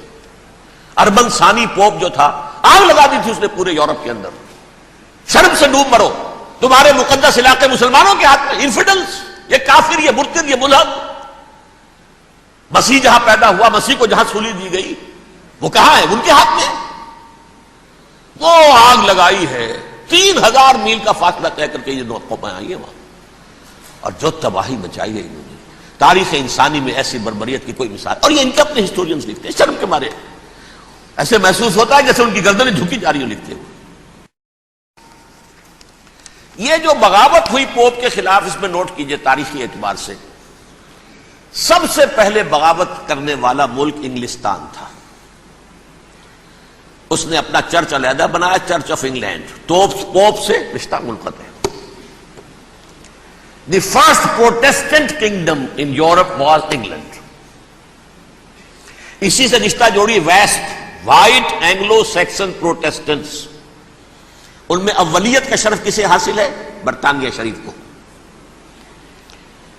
یہاں پر انہوں نے اب ایک بہت بڑا جو کارنامہ کیا، پوپ کی گرفت کم ہوئی یورپ پر سے، پروٹیسٹنٹ مذہب کا فروغ ہوا، تو انہوں نے سود کی اجازت حاصل کر لی. جب تک پوپ کی حکومت تھی سود حرام تھا. نو ٹرانزیکشن، نہ انٹرسٹ نہ یوزری، کچھ بھی نہیں. پروٹیسٹنٹس کے ذریعے سے سود کی اجازت حاصل کر لی. اس کے بعد بڑے بڑے بینک بنا کر بیٹھ گئے. House of Rothschilds, house of goldsmiths, یہ عمران خان صاحب کے جو خطن جو تھے گولڈ سمتھ، یہ بینکرز، بڑی بڑی فیملیز. ان لوگوں نے کیا کیا؟ اب ریشہ دوانیاں. یورپ میں مختلف ملکوں کے درمیان جنگیں کروائیں سازشوں کے ذریعے سے. وہی کلما اوقدوا نارا للحرب، جنگ کے لیے آگ بھڑکا دینا تو ان کا پرانا مشغلہ تھا. جنگیں کرواتے تھے. پھر فرانس کے بادشاہ کو بھی قرض چاہیے اسلحہ کے لیے، انگلستان کے بادشاہ کو بھی قرض چاہیے. ہاؤس آف راس چائلڈز کا ایک نمائندہ وہاں بیٹھا ہے، یہاں بیٹھا ہے، اور منہ مانگے شرح پر سود کے اوپر قرض دے رہے ہیں. ان کو سب کو جو ہے ان کے سارے مالی وسائل کھینچ لیے، دولت پر قبضہ کر کے بیٹھ گئے، اور اس کا نتیجہ یہ نکلا چند 100 سالوں کے اندر کہ فرنگ کی رگے جاں پنجے یہود میں. اس سودی نظام کے ذریعے سے دولت پر ان کا قبضہ. علامہ اقبال 1905 سے 1908 تک رہے تھے نا وہ، لیکن یہ کہ ان کی نگاہ تھی ایسی. گاہ میری نگاہ تیز چیر گئی دلے وجود، گاہ الجھ کے رہ گئی میرے توہمات میں. اور انہوں نے دیکھا ہے کہ فرنگ کی رگے جہاں پنجے یہود میں ہے. ابھی ہٹلر کا تو وجود بھی نہیں تھا، بعد میں ہٹلر کو محسوس ہو گیا نا واقعتاً ہمارا اصل دشمن یہ یہودی ہے جو یہاں پر بیٹھا ہوا، جو ہمارا خون چوس رہا ہے. آخر یوں ہی تو نہیں، دماغ اس کا ایسے تو خراب نہیں ہو گیا تھا. یہ قتل عام، یہ ہولوکاسٹ کس لیے؟ اس نے پہچان لیا تھا، اس لیے کہ وہ ویسٹ نہیں تھا. وائٹ اینگلو سیکسن پروٹیسٹنٹس، اصل جادو جو چلا وہ ان پر چلا، اور برطانیہ ان کا سب سے بڑا جو ہے وہ پشت پناہ، مددگار، حامی. اس کے ساتھ ساتھ انہوں نے کوشش کی، یہ ترک خلفاء بیچارے، مرد بیمار تو بن ہی چکا تھا یورپ کے اندر، زوال سے دوچار ہو چکی تھی ترکی خلافت. انہوں نے بھی محل بنائے تھے. آج تجھ کو بتاتا ہوں تقدیر امم کیا ہے، شمشیر و ثنا اول، طاؤس و رباب آخر. بڑے بڑے قرضے لے کر محل بنے تھے یہ، جو آج جا کر آپ استنبول میں دیکھ لیجئے، قرضوں کے اندر بندھے ہوئے. لیکن یہ کہ کم سے کم یہ ضرور کیا کہ بڑی سے بڑی رشوت انہیں یہودیوں نے پیش کی کہ کسی طرح ہمیں فلسطین میں آباد ہونے کی اجازت دے دو. لیکن this goes to their credit. انہوں نے کہا نہیں، یہ معاہدہ جو عمر نے کیا تھا رضی اللہ تعالی عنہ، اس کو میں نہیں بدل سکتا. تم جاؤ، جا کے زیارت کرو، آ جاؤ، تم وہاں آباد نہیں ہو سکتے، کیونکہ ترکی کے زیر زندگی تھا نا علاقہ. سلطنت عثمانیہ میں شامل تھا پورا ویسٹ ایشیا، پورا ایسٹ یورپ، پورا شمالی افریقہ. 3 بر اعظموں پر پھیلی ہوئی تھی سلطنت عثمانیہ، خلافت عثمانیہ. 400 برس تک خلافت ان کے ہاں گئی ہے. انہوں نے نہیں مانا. نتیجہ کیا نکلا؟ انہوں نے اس خلافت کے نظام کو ختم کرنے کی یہ سازش شروع کی. اس سازش کا نتیجہ تھا، اس کو دیکھ کر بھانپ کر ہندوستان میں تحریک خلافت چلی ہے. بولی اماں محمد علی کی جان بیٹا خلافت پر دے دو، ساتھ ہوں تیرے شوکت علی بھی جان بیٹا خلافت پر دے دو. تحریک چلی، ابھی ختم نہیں ہوئی تھی خلافت، لیکن نظر آ گیا تھا.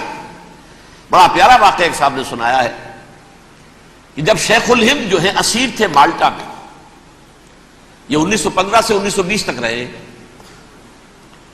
تو وہاں جو تھا مالٹا کا جو کیمپ تھا جس میں کہ یہ اسیر تھے، اس کا کمانڈانٹ جو تھا انگریز، انہوں نے دیکھ لیا تھا یہ بہت فرشتہ خصلت انسان ہے، نورانی شکل ہے، تو وہ اچھا میل ملاپ تھا. ایک روز کہا حضرت شیخ الہند نے کہ آپ لوگ ہماری خلافت کے پیچھے کیوں پڑے ہوئے ہیں؟ وہ تو ایک مردہ شے ہے، اس میں کوئی جان تو ہے نہیں، کوئی طاقت نہیں ہے، پھر بھی آپ ہماری ایک نشانی ہے، اسے کیوں آپ جو ہے برباد کرنے پر تلے ہوئے؟ اس نے کہا اتنے بھولے نہ بنیے حضرت، ہمیں معلوم ہے اس نیم مردہ خلافت میں بھی طاقت اتنی ہے کہ اگر جہاد کا فتویٰ اس نے دے دیا تو انڈونیشیا سے موریتانیہ تک مسلمان کفن سر سے باندھ کے نکل آئے گا، یہ ہمیں معلوم. لہذا ہم نے ختم کرنا ہی کرنا. اور ختم کس سے کرایا؟ ایک فری میسن مصطفیٰ کمال پاشا، چاک کر دی ترک ناداں نے خلافت کی قبا، سادگی اپنوں کی دیکھ اوروں کی عیاری بھی دیکھ۔ عیاری کس کی تھی؟ یہود کی، اور ان کے اعلی کار برطانیہ۔ ابھی خلافت ختم بھی نہیں ہوئی تھی، برطانیہ کے ذریعے سے 1917 میں بالفور ڈکلیریشن کے ذریعے سے حق حاصل کر لیا کہ ہاں جا کر یہ آباد بھی ہو سکتے ہیں۔ چونکہ دوسری جنگ عظیم میں سلطنت عثمانیہ ختم ہو گئی تھی، خلافت نام کی تھی، سلطنت تو ختم ہو گئی، ترکی رہ گیا تھا صرف، اور جنرل ایلنبی کی فوجیں داخل ہو چکی تھی یروشلم میں، یروشلم پر قبضہ برطانیہ کا ہو چکا تھا، اور قبضہ دلوانے والے برطانیہ کو ہمارے ہندوستان کے مسلمان فوجی بھی تھے۔ اربوں نے بغاوت کی ترکوں کے خلاف، اور انگریزوں کی فوج میں ہمارے ہندوستان کے مسلمان سپاہی بھی تھے۔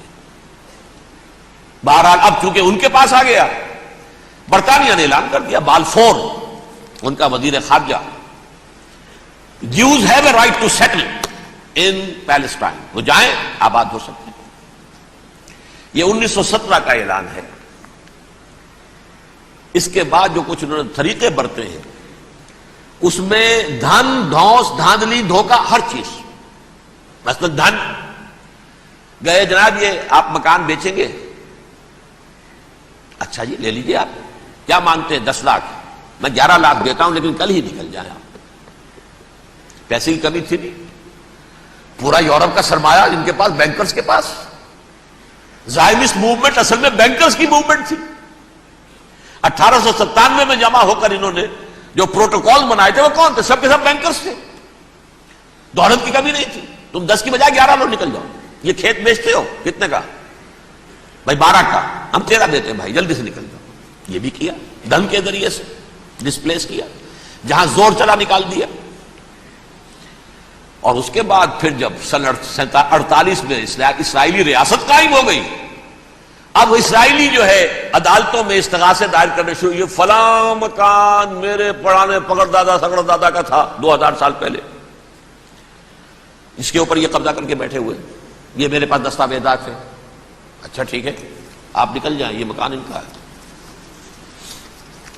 اس طریقے سے انہوں نے بے دخل کیا فلسطینیوں کو، اور خود وہاں پر قدم جما کر مضبوطی سے بیٹھ گئے۔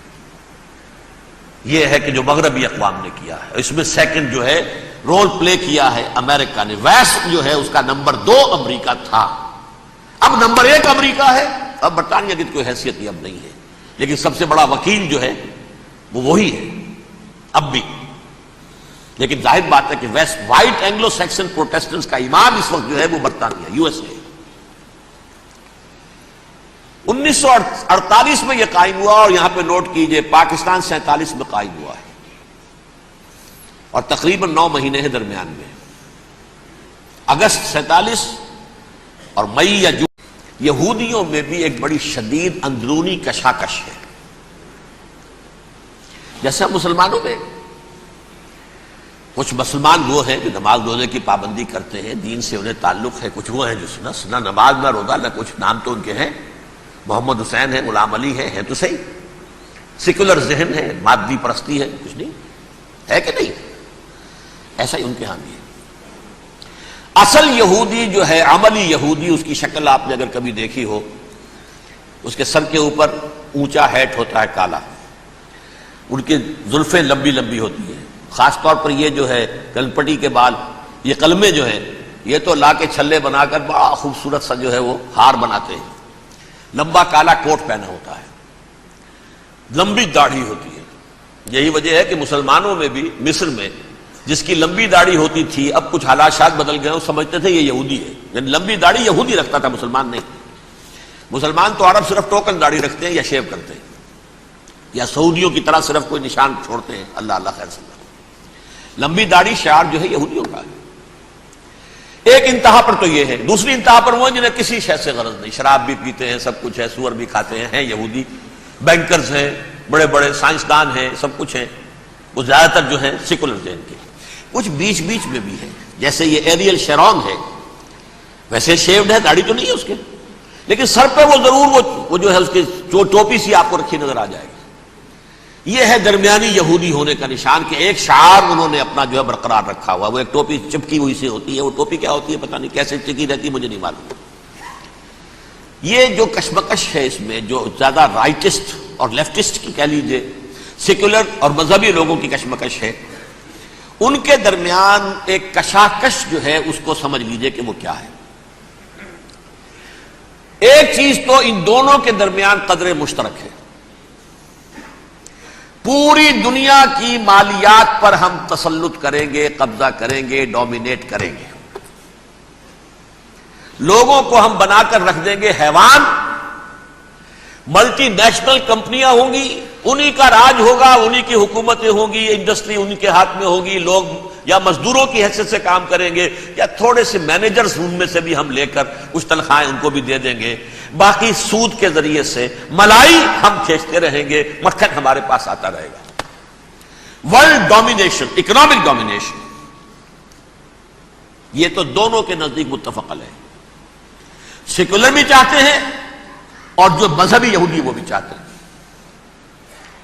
اس کے بعد ایک اختلاف ہے. مذہبی یہودی یہ کہتا ہے ہمیں گریٹر اسرائیل بنانا ہے, اور گریٹر اسرائیل وہ سارے علاقے ہیں جو ان کی تاریخ میں اسرائیل سلطنت کا حصہ رہے. حضرت یوسف کے زمانے میں یہودی جا کر آباد ہوئے مصر میں, جو ڈیلٹا کا علاقہ ہے, زرخیز ترین علاقہ جو ہے, جوشن کا علاقہ, وہ کہتے ہیں وہ ہمارا ہے, کئی سو برس ہمارے ہیں. سرائے سینا ہمارا ہے, اس میں کوہ طور ہے جس پہ حضرت موسیٰ کا ہم کلام ہوئے اللہ سے, تورات ملی, اس میں 40 برس تک ہم بھٹکتے پھرے ہیں. صحرائے تی ہے یہ, یتیہون فی الارض 40 سنہ. پھر فلسطین تو خیر ہماری جدی پشتی جائیداد ہے, جاگیر ہے. پھر یہ عرب جو ہے یہ بھی مدینے تک ہمارا ہے, مدینے سمیت ہمارے قبیلے وہاں تھے جہاں سے نکالا مسلمانوں نے. پورا عراق ہمارا ہے, پورا شام ہمارا ہے, اور ترکی کا بھی ایک علاقہ ہے ابتدائی مشرقی جنوبی, وہ بھی ہمارا ہے. یہ ہے گریٹر اسرائیل کا نقشہ, یہ ہم نے بنانا ہے. جبکہ جو سیکولر ذہن کے لوگ کہتے ہیں کیا کرو گے اس کو بنا کے, اس میں جو عرب ہیں وہ تم سے لڑتے رہیں گے, تم انہیں مارو گے وہ تمہیں ماریں گے, اگر تم 10 مارو گے تو ایک تو وہ بھی ماریں گے نا تمہارا. ٹھیک ہے, فائدہ کیا ہے؟ اس کی بجائے ہم یہ کرتے ہیں کہ عرب اور اسرائیل مل کر, کزنز ہیں نا آپس میں, آپ کو معلوم ہے بل کلنٹن نے یہ الفاظ کہے تھے جب اسحاق ریبن سے معانقہ کرایا تھا شاہ حسین مرحوم کا, تو کیا کہا, یو آر کزنز. حضرت ابراہیم کے 2 بیٹوں سے نسل ہے نا, حضرت اسماعیل سے عرب ہے, وہ دور ہے, اور حضرت اسحاق سے یہ بنی اسرائیل ہے, کزنز ہے, یو آر کزنز. تو ہم کزنز مل کر ایک اکنامک یونٹ بناتے ہیں, جیسے ایشیا پیسیفک ایک یونٹ بن گیا ہے, آسیان ایک یونٹ بن گیا ہے, وغیرہ وغیرہ. پورا یورپ ایک یونٹ بن گیا ہے, ایک کرنسی بن گئی ہے. ہم اس پورے علاقے کو ایک اکنامک یونٹ بناتے ہیں. پیسہ اربوں کا ہوگا, ان کے پاس بہت دولت ہے. تیل ان کا ہوگا, بہت تیل ہے ان کے پاس. مزدور ان کے ہوں گے, بڑی تعداد ہے ان کی. مینجمنٹ ہماری ہوگی, ٹیکنیکل نو ہاؤ ہمارا ہوگا, سائنسدان ہم ہوں گے. ملائی ہم کھاتے رہیں گے, چھاچھ ان کو دیتے رہیں گے.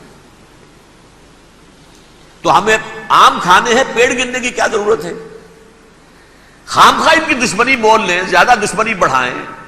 یہ اس چھوٹے سے اسرائیل کو تسلیم نہیں کرتے, ہم گریٹر اسرائیل کو کیسے تسلیم کر لیں گے؟ یہ لہذا اس خیال کو دل سے نکالو. یہ اختلاف ہو گیا نمبر 1, بہت بڑا اختلاف. لیکن نمبر 2, اس اختلاف میں اتفاق یہ پیدا کیا گیا, یہاں ایک بات ہم آپ کی مانتے ہیں, ہم کسی بھی پیس پروسیس میں جروسلم نہیں دیں گے ان کو, عربوں کو. یہ انڈیوائیڈڈ دارالخلافہ رہے گا اسرائیل کا. اور نمبر 2, مسجد اقصی اور قبۃ الصخرہ کو گرا کر 3rd ٹیمپل بنائیں گے. یہ مذہبی یہودیوں کو اتنی رشوت اگر وہ نہ دیں تو وہ ان کے ساتھ کام کرنے کو تیار ہی نہیں ہے.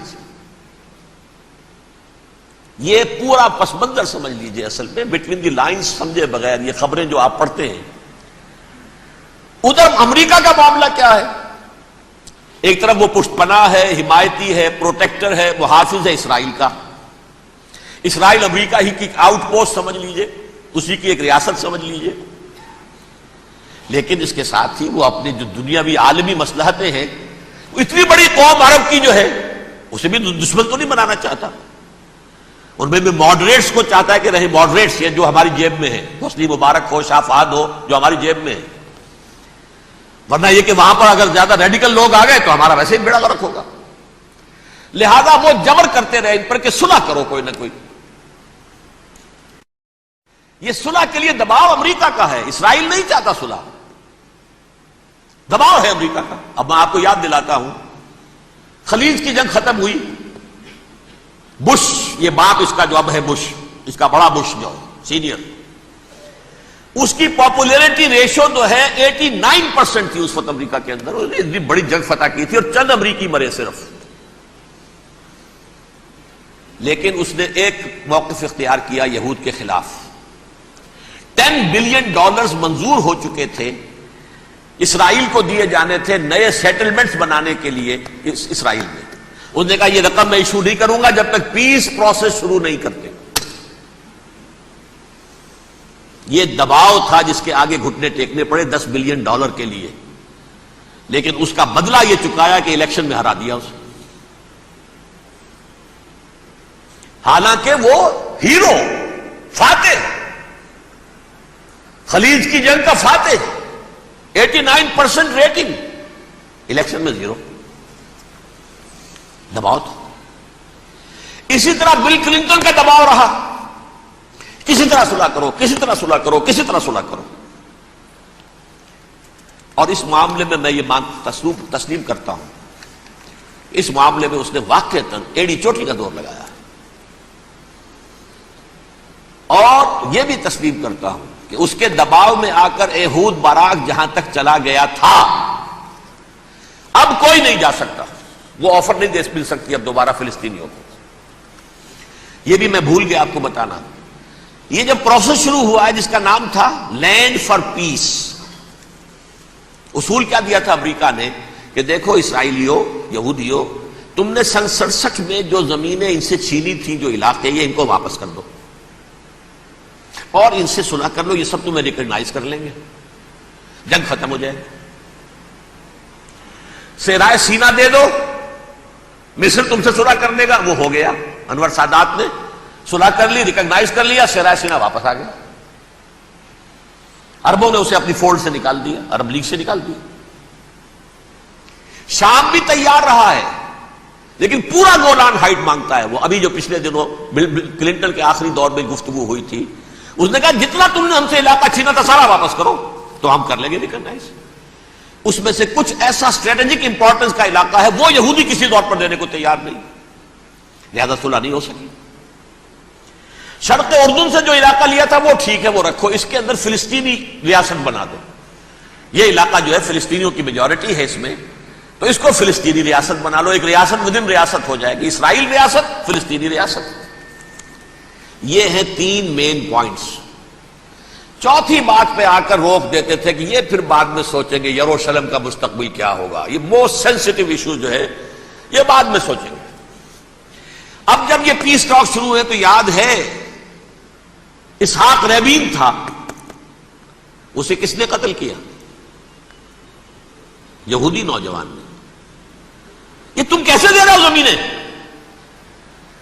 ہمیں تو اور لینی ہے، تم نے صحرائے سینا واپس کر دیا، ہمیں تو جشن کا پورا علاقہ لینا ہے، مصر کا سارا فرٹائل ایریا جو ہے وہ لینا ہے اس سے، تم گولان ہائٹس دے رہے ہو، ہمیں پورا شام لینا ہے، لہذا تم کیسے کر رہے ہو؟ لینڈ فار پیس، پیس اور نو پیس، نو لینڈ، زمین ہم واپس نہیں کریں گے، ہمیں تو اور لینی ہے۔ کس نے قتل کیا؟ یہودی نے، فلسطینی نے تو قتل نہیں کیا۔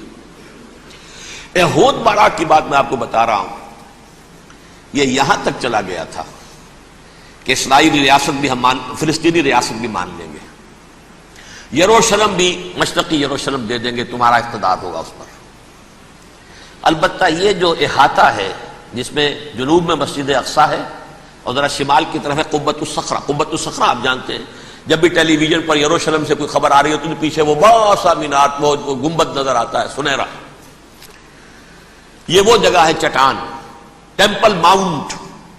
یہ پہاڑی تھی پہلے، جیسے کوہ صفا، کوہ مروہ، اب کیا رہ گئی؟ کبھی پہاڑیاں تھی یہ، کوہ صفا کے اوپر چڑھ کر حضور نے نعرہ لگایا تھا ما صباحا، اب کیا ہے وہ کوہ صفا بیچارہ، وہ تو ایک چھوٹی سی علامت ہے، کوئی پہاڑیاں سے دکھائی دیتی ہے، اس کے اوپر بھی گنبد ہے.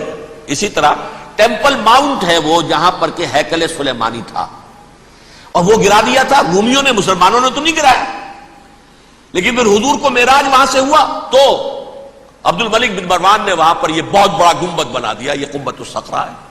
وہ مسجد اقصی نہیں ہے، مسجد اقصی اس کے علاوہ ہے، وہ جنوبی علاقے میں ایک ریکٹینگولر احاطہ ہے بہت بڑا، جس کے جنوبی علاقے کے اندر مسجد اقصی ہے، اور یہ اس کے شمالی حصے.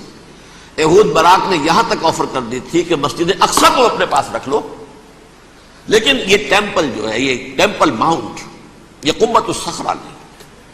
اس لیے کہ یہ ہماری کمٹمنٹ ہے مذہبی یہودیوں کے ساتھ کہ ہم یہاں پر جو ہے ٹیمپل بنائیں گے، تھرڈ ٹیمپل، ہیکل سلیمانی کی تیسری مرتبہ تعمیر یہاں ہوگی. لیکن ظاہر بات ہے فلسطینی کیسے مان لیں، مسلمان کیسے مان لیں؟ یہ ہے وہ چیز کہ جس کی وجہ سے وہ سارا معاملہ ناکام ہوا. ویسے مجھے یقین ہے کہ اگر فلسطینی مان بھی لیتے تب بھی یہودی جو ہیں جس طریقے سے اسحاق ریبیون کو اس نے قتل کر دیا تھا، تو یہ اس کو بھی، یہود براق کو بھی قتل کر دیتے، اور وہ کسی صورت تسلیم نہ کرتے کہ یہ یروشلم جو ہے یہ انڈیوائیڈڈ سٹی نہ رہے، بلکہ ڈویژن ہو جائے اس کی، اور صرف مغربی حصہ ہمارے پاس رہ جائے اور مشرقی جو ہے عربوں کے پاس. کبھی تسلیم نہیں کرتے، مر جائیں گے. اب دیکھیں اس وقت شکل کیا. میرا اندازہ یہ ہے کہ اب جو مذہبی یہودی ہیں ان کے صبر کا پیمانہ لبریز ہو گیا ہے، اور اب ایک مڈ وے آدمی اس وقت وہاں پر آ گیا ہے، ٹوپی والا. اگرچہ وہ پریکٹسنگ یہودی اس طرح کا نہیں ہے، داڑھی والا نہیں ہے، زلفوں والا نہیں ہے وہی کوٹ پینٹ والا، لیکن یہ کہ اوپر رکھتا ہے وہ ٹوپی. ایریل شرون اور انتہائی سفاک، جس نے کہ فلسطینیوں کے 2 کیمپ ایسے اڑائے تھے جیسے کہ چیونٹیوں کا ہو لشکر اور ان کو پاؤں تلے رون دیا جائے، اس طریقے سے ختم کیا. بہت بڑا قاتل، مرڈرر، وہ وزیر اعظم ہے. اور اب جو ہے ان کے صبر کا پیمانہ لبریز ہو گیا ہے. اب ان کا فیصلہ یہ ہے کہ انہیں 3 بڑے بڑے قدم اٹھانے ہیں. نمبر 1، فلسطینیوں کا خاتمہ، ایتھنک کلینزنگ. اگر یہ فلسطینی رہتے ہیں یہاں پر تو اگر 10 ہم ان کے ماریں گے تو 2-3 یہ ہمارے مار دیں گے. تو اسرائیلی کی جان تو بہت قیمتی ہے. یہ تو خیر 1000 بھی مر جائیں تو کوئی بات نہیں، یہ تو کیڑے مکوڑے ہیں، جینٹائلز ہیں، گوئمز ہیں. یہودی وہ مر جائے، لہذا ان کا ٹنٹا بکاؤ، اب ان کو ختم کرو. وہ اشتہار شاید آپ کے نظروں سے گزرا ہوگا جس میں میں نے یہ الفاظ لکھے ہیں کہ بوسنیا کی ایتھنک کلینزنگ جو ہے ماند پڑ جائے گی، اور جو کچھ ایتھنک کلینزنگ ہوئی تھی 500 برس قبل ہسپانیہ میں، اس کا نقشہ آپ دیکھیں گے دنیا میں. اس وقت کیا ہوا تھا؟ عربوں کو، مسلمانوں کو یا جلا دو، قتل کر دو، یا جہازوں میں ان کو ڈمپ کر ہوئے اور لے جا کر شمالی افریقہ کے ساحل کے اوپر اتار دو اور ڈمپ کر دو. ایک بچہ بھی نہیں رہنے دیا تھا ہسپانیہ میں. 1492 میں سقوط غرناطہ ہوا ہے، اور اس کے بعد 10 سال کے اندر اندر ایک ایک بچہ مسلمانوں کا ختم کر دیا. یہ ہے فیصلہ ان کا. اب بہت بڑا قدم وہ اٹھانے پر مجبور ہے. کب تک آپ رہیں گے؟ ہمارے لوگ مارتے ہیں، 16 نوجوان ہمارے مار دیے.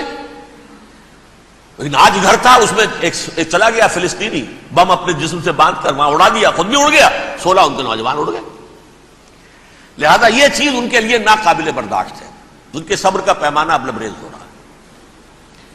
نمبر 2، انہیں بہرحال اب یہ کرنا ہے کہ مسجد اقصی کو گرائیں، قبۃ الصخرہ کو گرائیں اور ٹیمپل بنائیں.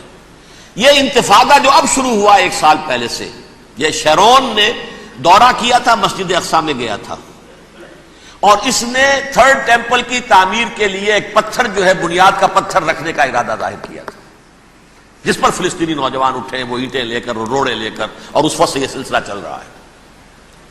کتنے مارے جا چکے فلسطینی، لیکن کچھ نہ کچھ یہودی بھی مرے، اسرائیلی بھی مرے. اور جیسا کہ میں نے عرض کیا، اب ان کے صبر کا پیمانہ لبریز ہو گیا. انف از انف. اب ہم اس معاملے کو ایک دفعہ جو ہے فائنلی ختم کر دیں اور اب بنائیں گے. لہذا اب جو ہے کئی ٹن وزن کے وہ جو پتھر تیار ہو کر آگے رکھ دیے گئے ہیں کہ یہاں یہ بنیاد پڑنی ہے، اس کے اندر یہ پتھر لگے. بلکہ ایک لطیفہ بھی مجھے یاد آیا ہے، یہ کوئی 30 سال پرانی بات ہے. اس قبۃ الصخرہ کی مرمت ہوئی تھی، تو اس کے اوپر جو یہ سونے کی پتری چڑھی ہوئی ہے، یہ شاہ حسین اردن والے جو ہے، ظاہر بات تھا بھی انہی کے تسلط میں، یہ انہی کی تولیت میں تھا، سن 67 سے پہلے، اس زمانے کی بات میں کر رہا ہوں. تو انہوں نے پتہ نہیں 30 من تھا یا 30 ٹن تھا سونا جو ڈونیٹ کیا تھا اس کے اوپر یہ پتری چڑھانے کے لیے، جو بہت بڑا گنبد نظر آتا ہے پورے کے پورے ماحول کے اوپر چھایا ہوا. اس وقت یہودی اخباروں نے لکھا تھا بہت اچھا ہے، یہ سونا ہمارے کام آئے گا جب ہم اپنا ہیکل تعمیر کریں گے. کہاں جائے گا سونا؟ سونا یہی رہے گا نا، جب ہم گرائیں گے ہمیں وہ سونا مل جائے گا. اب وہ اس پر آ گئے، مزید دیر نہیں کر سکتے. تو آپ نوٹ کیجئے، number 1 ethnic cleansing of Palestinians in Israel. Number 2 demolition of the Aqsa mosque and the Qubbat al-Sakhra. Number 3 امریکہ کو الٹیمیٹم، تم اب اپنے ٹانگ درمیان میں مت لڑاؤ، اور اس کے لیے دھمکی، اگر تم نے ہمارے معاملے میں رکاوٹ ڈالی تمہاری اینٹ سے اینٹ بجا دیں گے. نیتن یاہو نے یہ کہا تھا میں واشنگٹن میں آگ لگا دوں گا. یہ انہوں نے امریکہ میں عظیم ترین دہشت گردی کر کے امریکہ کی ایڈمنسٹریشن کو، انتظامیہ کو یہ دھمکی دے دی ہے کہ باز آ جاؤ. چنانچہ میں یہ بات کہہ کے پرسوں جمعے میں اپنی مسجد دارالسلام سے نکلا، شام کو، اسی شام کو میں نے ایریل شیرون کی تقریر سن لی T V per. It is not acceptable. Don't appease the Arabs at our expense. We are not going to become Czechoslovakia. We have to depend on ourselves only and rely on ourselves only. کیا مطلب ہے اس کا؟ کس کو سنا رہا ہے؟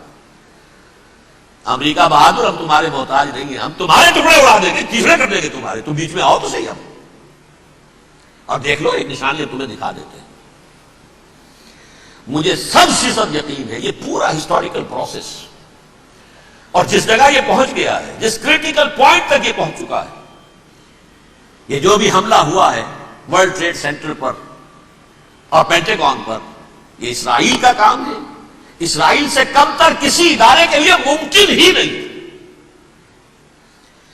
اس لیے کہ اسرائیل کے ایجنٹ امریکہ کے پورے نظام کے اندر جو ہے گھسے ہوئے موجود ہیں، ہر جگہ موجود ہیں. جیسے سرطان کا پھوڑا ہوتا ہے پورے جسم میں وہ اپنی جڑیں جما لیتا ہے، ایسا ہے. پوری ایڈمنسٹریشن، پوری اکانومی، تمام ذرائع ابلاغ، پرنٹڈ میٹر ہو یا یہ کہ الیکٹرانک میڈیا، سب ان کے قبضے میں. ڈیفنس کا سارا معاملہ ان کے قبضے میں. کوئی اور طاقت یہ کر ہی نہیں سکتی. امریکہ، اس کے سیکیورٹی کے معاملات تہ در تہ، دائرہ اندر دائرہ، اس دائرے تک 100 میل تک کوئی جہاز آ جائے گا اگر کہیں جو کہ ان آئیڈینٹیفائی ہو تو یہ ہو جائے گا، اس سے آگے آگے تو یہ ہو جائے گا، اس سے اور وہ آ رہا ہے، چلا آ رہا ہے، پینٹاگون پر آ گیا ہے اور 1 گھنٹے بعد آیا ہے.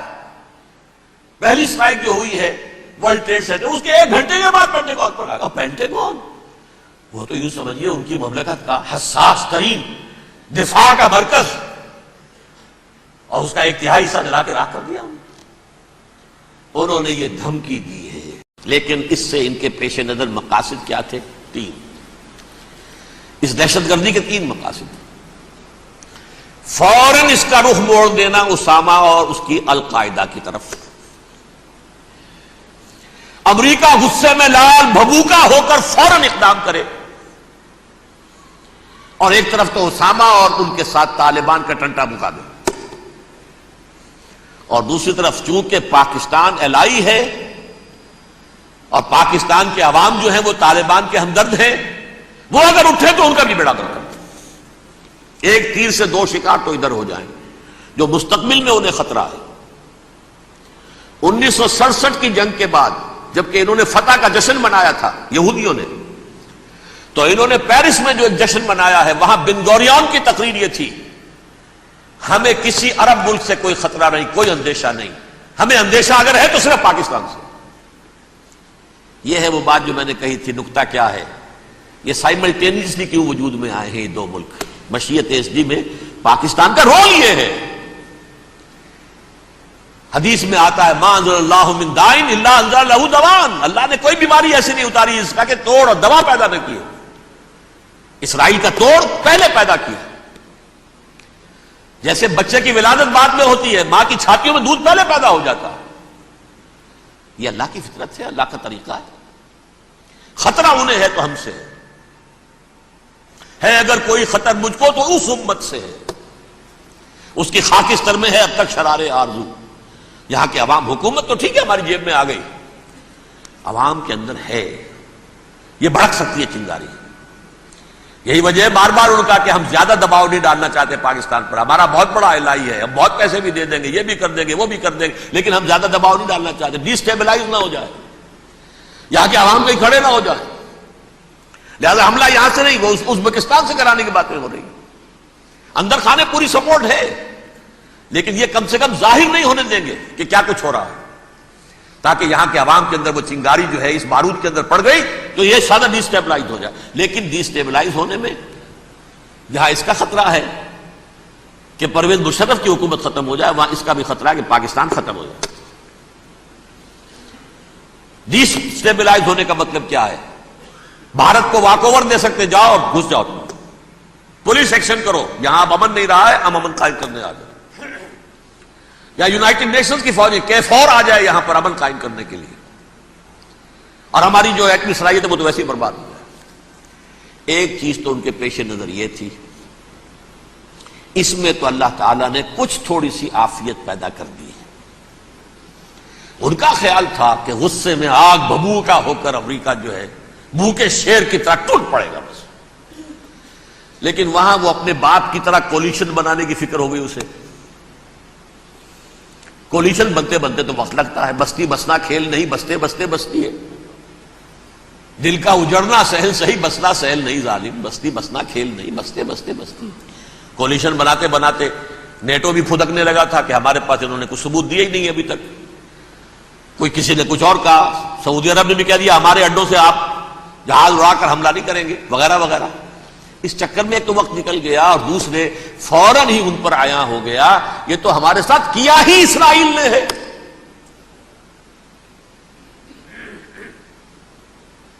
لیکن یہ بات لیک نہیں کرنا چاہتے. میں نے خود سنا اور بھی بہت لوگوں سے کہا کہ یہ باقاعدہ اسٹیٹ ڈپارٹمنٹ کی طرف سے ٹی وی پر، CNN پر، BBC پر یہ اعلان آیا کہ یہ جو انویسٹیگیشنز ہو رہی ہیں اس حادثے کی تحقیقات کی، اس کی معلومات لیک کیوں ہو رہی ہیں؟ لیک نہیں ہونی چاہیے. کیوں؟ اسامہ کے خلاف اگر کوئی ثبوت ہے لیک ہو جائے 1000 مرتبہ، کس کو کوئی نقصان ہے؟ یہ کون سا تھا، کون سا لیکیج ہے جسے روکنا مقصود ہے؟ وہ تو ہمارا متمنا ہے، ہمارا بیٹا ہے، وہ کر رہا ہے. اس گھر کو آگ لگ گئی گھر کے چراغ سے. But they have given a message to the United States of America, ہمارے راستے میں اب مت آنا، ہم پر دباؤ نہ ڈالنا.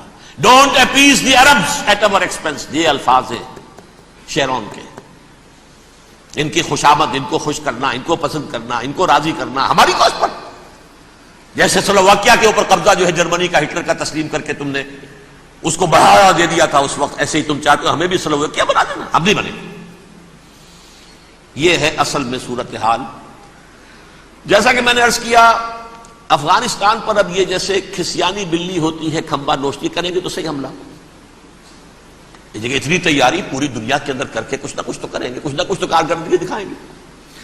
اصل میں وہ زور شور اب ان میں نہیں ہے افغانستان کے بارے میں، بلکہ تاریخ میں ایک مرتبہ پھر وہی بات ہو گئی ہے. کلما اوقدوا نارا للحرب اطفاها اللہ. اللہ تعالیٰ نے کم سے کم اس کی تندی کو کم کر دیا، اس آگ کی بھڑک اور تندی جو ہے انشاءاللہ کم ہو جائے. لیکن اصل بات جو ہے میں آپ کو بتانا چاہتا ہوں، یہ ہے سائیڈ ایشو.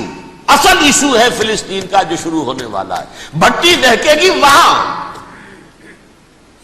ظاہر بات ہے کہ اگر کوئی بہت بڑا اقدام ہو جاتا ہے فلسطینیوں کے خلاف، اور اگر واقعتاً مسجد اقصیٰ اور قبۃ الصخرہ گرا دیے جاتے ہیں، جو طوفان اٹھے گا عالم عرب میں، یہ حسنی مبارک ہو یا شاہ خالد ہو یا کوئی اور ہو، یہ نہیں روک سکتے اس طوفان کو.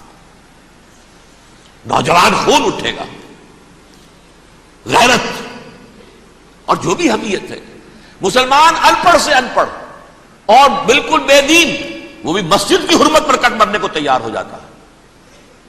مسجد تو بنا دی شب بھر میں ایمان کی حرارت والوں نے، من اپنا پرانا پاپی ہے، برسوں میں نماز ہی بننا سکا۔ وہ چاہے کانپور کی مسجد سے مسلمانوں نے جانے دی ہے، چاہے وہ شہید گنج کی مسجد کی مسلمانوں نے جانے دی ہے، چاہے نماز نہ پڑھتے ہو، لیکن یہ جو حرمت اور یہ جو حمیت اور یہ غیرت ہے، اس سے جو طوفان اٹھے گا یہ ہوگا اس ملحمۃ العظما، اس کی طرف پیش رفت ہو رہی ہے۔ کتاب الملاحم سے احادیث کے حوالے سے یہ جن جنگوں کا حوالہ دیا حضور نے، پیشن گوئی کی ہے، اس کا نقطہ آغاز تھا خلیج کی جنگ۔ صدام حسین نے اسے کہا تھا یہ مدر آف وارز ہے، ام المحارب، یہ ایک جنگ نہیں ہے۔ اس کا نقشہ بھی حدیث میں موجود ہے، پیشن گوئی موجود تھی، اس وقت بھی ہم نے شائع کی تھی۔ لیکن اس میں جو جنگ اب ہونے والی وہ الملحمۃ العظما۔ ملحمہ کسے کہتے ہیں؟ لحم گوشت کو کہتے ہیں، اور قصائی کی دکان کو عربی میں ملحم کہتے ہیں، جہاں گوشت کے ٹکڑے کیے جاتے ہیں۔ آج کل مشینوں سے ہوتے ہیں، اب جو ہے وہ ہاتھ سے چھریوں سے نہیں ہوتے، لیکن ٹکڑے ہو رہے ہوتے ہیں، جسموں کے چیتھڑے اڑ رہے ہوتے ہیں۔ ملحمہ تو عظیم ترین جنگ شاید اس اعتبار سے نہ ہو جیسے کہ ورلڈ وار 1 اور ورلڈ وار 2، یعنی اس کی وسعت کا اتنا معاملہ نہیں اور طوالت کا نہیں، لیکن جو لڑائی جو ہے بیٹل ہونی ہے، جس کو کہ یہ لوگ، یا چونکہ میں نے کہا تھا شروع میں کہ سرما ہے میری آنکھ کا خاک حجاز و ہول قدس، نیو ٹیسٹمنٹ کی آخری کتاب ہے the book of revelation of saint John, اس میں آرمگڈون کہا گیا ہے اسے۔ ہر مجدون، یہ عبرانی لفظ ہے، ہر کہتے ہیں اونچی جگہ کو، سطح مرتفع، مجدون میگیڈو ایک وادی ہے، مرتفع، وادی مرتفع، یہ ہے واقع لبنان، اسرائیل اور شام کے درمیان جو ٹکڑا، جو ٹرائنگل بنتی ہے، یہ ہے، یہاں پر بڑی جنگ لڑی جائے گی، اور یہ جنگ صلیب ہوگی، جو کہا ہے بش نے، یہ جنگ صلیب۔ سیکنڈ ملینیم شروع ہوئی تھی تو پہلی صلیبی جنگ ہوئی تھی، تھرڈ ملینیم شروع ہوا ہے، یہ سیکنڈ صلیبی جنگ ہے، یہ کروسیڈ ہے۔ اور میں اس مرتبہ امریکہ گیا تھا تو پہلی مرتبہ مجھے وہاں ایک رسالہ ملا ٹرمپٹ نام کا۔ یہ امریکہ کے جو بہت ایکسٹریمسٹ قسم کے پروٹیسٹنٹس ہیں، یہ ان کا رسالہ ہے، اور ان کے بارے میں اب کہا جا رہا ہے وہ کرسچین زائنسٹ ہیں۔ آپ شاید پہلی مرتبہ یہ لفظ سن رہے ہوں۔ زائنسٹ تو ہم سمجھتے ہیں یہودیوں کو، کرسچین زائنسٹ وہ ہیں جو ہیں تو عیسائی پروٹیسٹنٹس ہیں، لیکن اسرائیل کے وہ حمایتی یہودیوں سے بڑھ کر ہیں۔ یہ میری کسی پہلی تقریر میں شاید بہت سے حضرات کو یاد آ جائے، میں نے کہا تھا 4 سال پہلے ہمارا تنظیم اسلامی کا ایک کنونشن ہوا تھا ہوسٹن میں، امریکہ کا جنوبی علاقے کا شہر ہے۔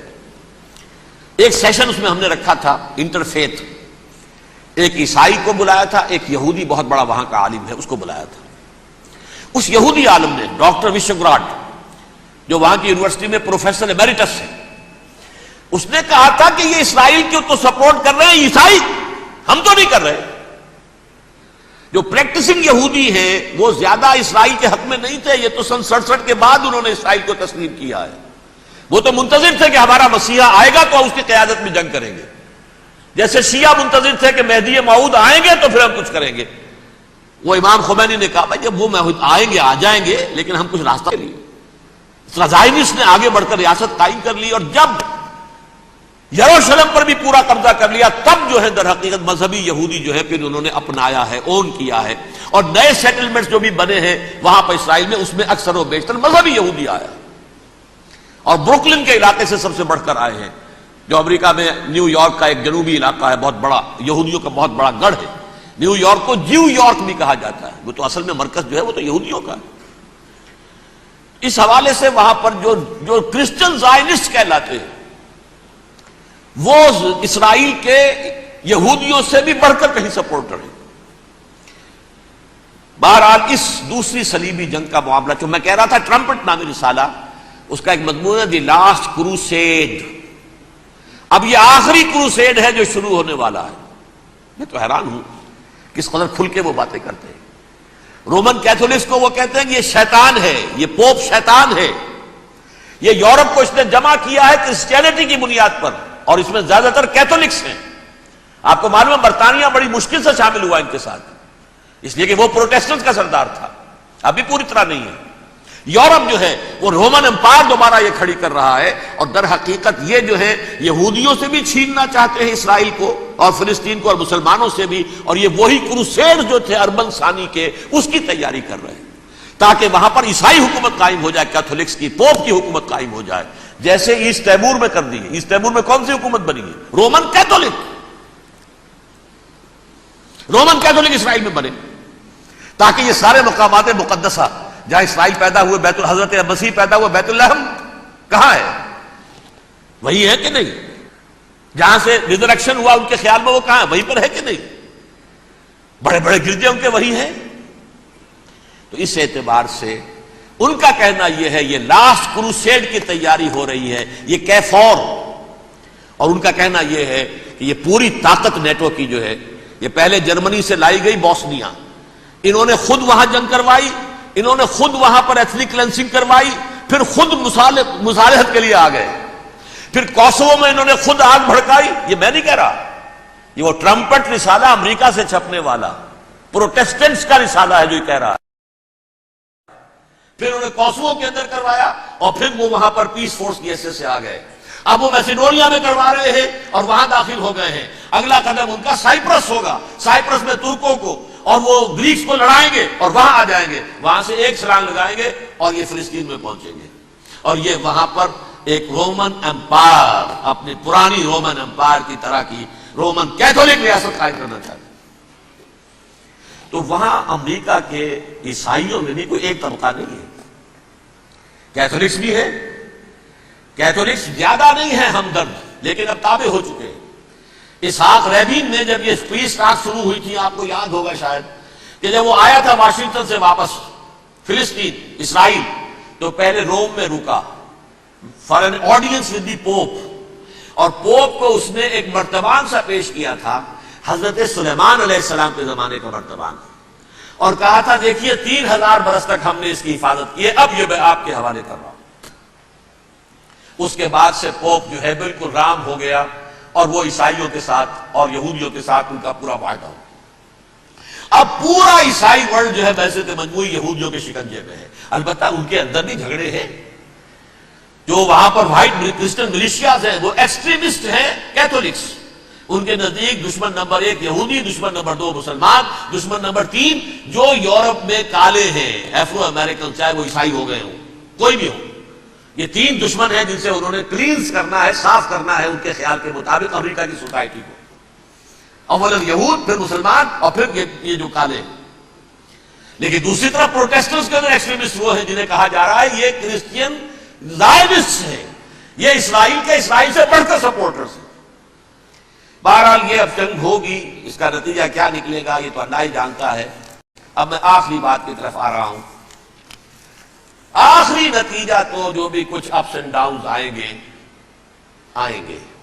تلک الایام نداولھا بین الناس، آخری نتیجہ ڈراپ سین وہ یہ ہوگا کہ اللہ کے دین کا بول بالا ہوگا، اور پوری دنیا پر محمد کے لائے ہوئے دین صلی اللہ علیہ وسلم کی حکومت قائم ہوگی۔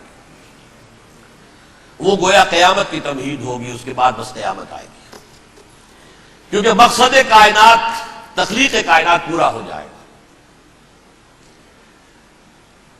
پوری مخلوقات کے اندر مقصد تخلیق، کلائمیکس آف کریشن محمد الرسول اللہ صلی اللہ علیہ وسلم، دین کی تکمیل محمد الرسول اللہ صلی اللہ علیہ وسلم، اور اس خلافت عرضی کے لیے جو حضرت آدم کو خلافت دی گئی تھی، جب اس میں وہ خلافت پوری دنیا پر قائم ہو جائے گی، اس کا مقصد پورا ہو جائے گا، and that will be the beginning of the end۔ اس کے بعد قیامت ہے۔ آخری نتیجہ تو یہ نکلنا ہے، اس سے پہلے سزائیں ہمیں بھی مل رہی ہیں، اور یہاں میں کانٹے کی بات جو چھوڑ گیا تھا سو بیان کر دوں۔ اللہ نے اس مغضوب علیہم قوم کو، اس ملعون قوم کو کیوں اب تک چھوٹ لیے رکھی؟ میں بتا چکا ہوں یہ بڑے عذاب کے مستحق ہو چکے تھے حضرت عیسیٰ علیہ السلام کے زمانے میں، چھوٹ دی ہے، ابھی تک ہے۔ بلکہ ایک مرتبہ ابھارا ہے، 1900 برس کے بعد ابھرے ہیں یہ بالفور ڈیکلریشن 1917 سن 70 عیسوی کے بعد، تقریباً 1900 برس، 1850 برس تو ہے کم سے کم۔ پھر creation of Israel 1948، 1967 extension of Israel, یروشلم پر قبضہ۔ یہ سارا جو ہے کیوں ہے؟ اللہ تعالیٰ اس خیر امت محمد صلی اللہ علیہ وسلم، اس کے بہترین حصے کو سزا ان ملعونوں کے ہاتھوں دے رہا ہے۔ کیوں؟ جو جرم انہوں نے کیا تھا وہی ہم نے کیا۔ انہوں نے اللہ کی کتاب کو پیٹھ کے پیچھے پھینکا، نبذ فریق من الذین اوتوا الکتاب کتاب اللہ وراء ظہورہم، ہم نے اپنی پیٹھوں کے پیچھے پھینکا کہ نہیں؟ کولونیل رول سے آزاد ہوئے، کہیں اسلامی قانون نافذ کیا، کہیں اسلامی نظام قائم کیا؟ تو جو جرم ان کا تھا وہی ہمارا ہے، اور ہم خیر امت ہیں، اور ہمارے میں سے خیر ترین عرب ہیں، ان پر اللہ کا فضل، ان کی مادری زبان میں اللہ کی کتاب موجود ہے۔ پھر انہوں نے اللہ کے دین کو پیٹ دکھائی۔ جو ملک آزاد ہوا کولونیل رول سے، یا اس نے قبلہ کر لیا اپنا ماسکو کی طرف، یا کر لیا واشنگٹن کی طرف۔ کسی نے مکے کو قبلہ بنایا، یہ بدترین سزا ہے۔ ویل للعرب من شر قد اقترب۔ اور ترمذی شریف میں تو یہاں تک روایت ہے، من اقتراب الساعۃ ہلاک العرب، قیامت کے قرب کی ایک نشانی یہ بھی ہوگی کہ عرب ہلاک ہو جائیں گے۔ ایک حدیث میں الفاظ آتے ہیں کہ حضور نے جب کہا یہ ہوگا یہ ہوگا یہ ہوگا، یہ بربادی آئے گی، تو کسی زوجہ محترمہ نام میں بھول رہا ہوں، انہوں نے پوچھا کہ عرب اس دن کہاں ہوں گے؟ فرمایا العرب یومئذ قلیل، بہت کم ہوں۔ آخری خاتمہ ہونا ہے یہود کا حضرت مسیح علیہ السلام کے ہاتھوں۔ وہ عذاب جو 2000 برس تک ان سے ٹلا رہا وہ آئے گا، اور ان کے رسول ہی کے ہاتھوں آئے گا۔ لیکن اس سے پہلے مسلمانوں پر یہ عذاب آ رہا ہے، ہولوکاسٹ کے درجے کا عذاب آ رہا ہے۔ البتہ ہم پاکستانی اس میں یوں سمجھ لیجئے کہ وہ تو خبریں موجود ہیں احادیث میں، وہاں تو جو ہونا ہے ہونا ہے۔ اتنے انسان مریں گے، اتنے انسان مریں گے کہ ایک پرندہ جو ہے اڑتا چلا جائے گا، وہ نہیں چاہے گا کہ نیچے اترے تو کسی لاش پر اترے، اسے جگہ نہیں ملے گی زمین خالی کر کے اتر سکے، تھک ہار کر گرے گا، مرے گا تو بھی لاش کے اوپر گرے گا۔ یہ الفاظ ہیں صلی اللہ علیہ وسلم۔ المرحمۃ العظمیٰ المرحمۃ الکبریٰ، یہ لاسٹ کروسیڈ، ٹرمپٹ اخبار نے، میں اس کا فوٹو اسٹیٹ بھی کبھی آپ کو دکھا دوں، ویسے میرے ساتھ ہے وہ رسالہ ٹرمپٹ، دی لاسٹ کروسیڈ، اس کی تیاری ہو رہی ہے۔ وہ المرحمۃ العظمیٰ اور مرحمۃ الکبریٰ جو ہے وہ آنے والی ہے۔ ابن ماجہ میں کبریٰ کہا ہے، اکبر کا مؤنث کبریٰ، مرحمہ کبریٰ سب سے بڑی جنگ، اور مرحمہ عظمیٰ سب سے عظیم جنگ، یہ ہوگی اور بہت جلد ہوگی۔ اب آخری بات یہ عرض کر رہا ہوں، کریں کیا؟ کچھ کریں بھی کہ نہیں؟ پہلا کام تو یہ ہے کہ اصل زندگی آخرت کی زندگی ہے۔ دنیا میں تباہی بربادی آ بھی جائے، آخرت بچ جائے، پہلا کام یہ ہے کہ ہر شخص توبہ کرے، لیکن توبہ توبۃ نصوح، توبہ کی تسبیح نہیں، آیہ کریمہ کا ختم نہیں، لاکھ مرتبہ لا الہ الا انت سبحانک انی کنت، اس سے کچھ نہیں۔ توبہ یہ ہے اپنی معاش کے اندر جھانکیے، اپنی معاشرت میں جھانکیے، جہاں جہاں اسلام کے خلاف کچھ نظر آئے پھینک دیجیے، نکال کر کاٹ دیجیے۔ بے پردگی ہے، نکالیے۔ آپ کی کمائی میں کوئی حرام کا عنصر ہے، ختم کیجیے، توبہ کیجیے، ابھی کیجیے، عملی توبہ۔ فرائض کی ادائیگی میں کوتاہی ہو رہی ہے، ابھی شروع کیجیے۔ اللہ کے دین کے غلبے کے لیے جدوجہد، ان صلاتی و نسکی و محیایا و مماتی للہ رب العالمین، لا شریک لہ وبذالک امرت وانا اول المسلمین. بڑی ہے. اگر میرے اور آپ کے کیے کچھ نہ ہوا تب بھی کم سے کم میری اور آپ کی آخرت تو بن جائے گی، عاقبت تو بن جائے گی. اخروی عذاب، سب سے بڑا عذاب، دائمی عذاب، اس سے ہم بچیں. دوسرا کام ہے اجتماعی توبہ. اجتماعی توبہ کیسے ہوگی؟ یہ سلطنت خداداد پاکستان جو اللہ نے عطا کی تھی، اس میں اسلام کا نظام قائم اور اسلام کی شریعت نافذ کی.